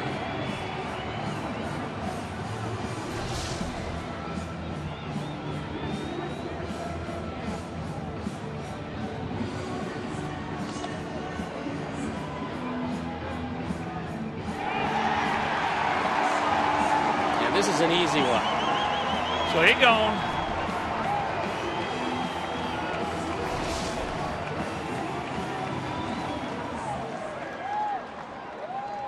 Two down. What a play by Alexi. Mercy. That ball was as hard as Devon Travis can hit one. You can be replaced by computers in New York. Let's go. Get your head together.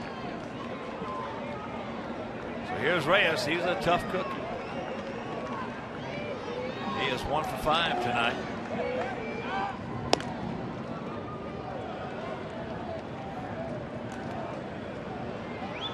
Travis not a real threat. He's just 2 for 3 in stolen bases.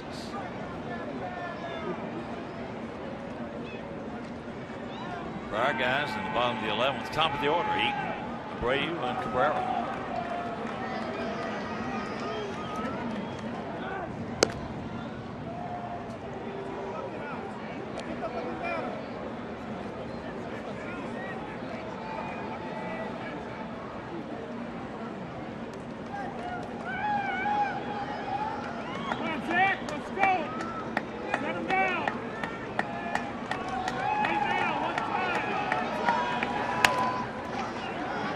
Alexei's got him.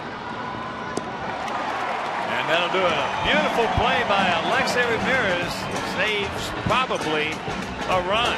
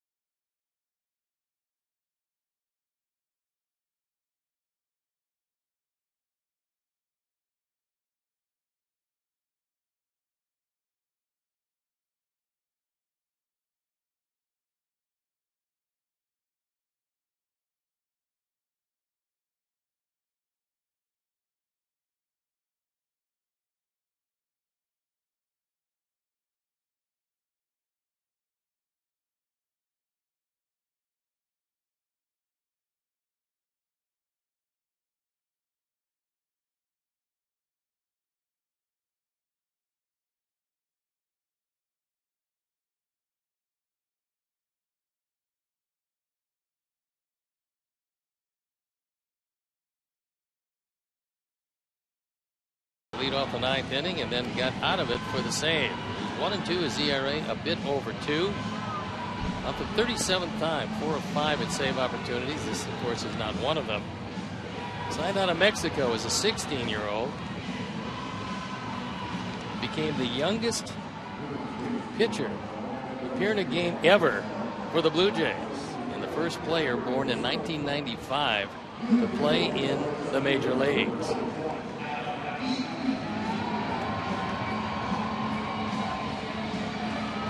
Adam Eaton, the top of the order. Followed by Abreu and then Cabrera. Russell Martin comes in behind the plate as Navarro was taken down for a pinch runner.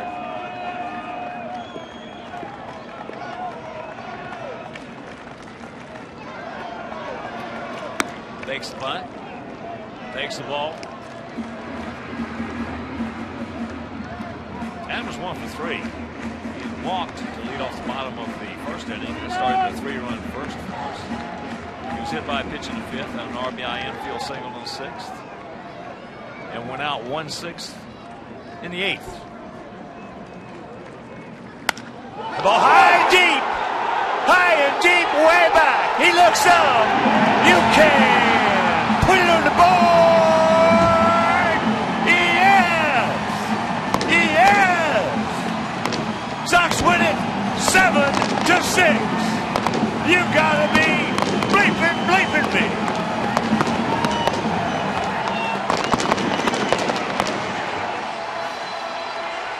Home run number 6 for Adam Eaton. The Sox now 8-2 in extra innings. And one pitch, one swing of the bat. It's game over. That fastball was on the inner portion. And he knows it's gone. He's just into his trot.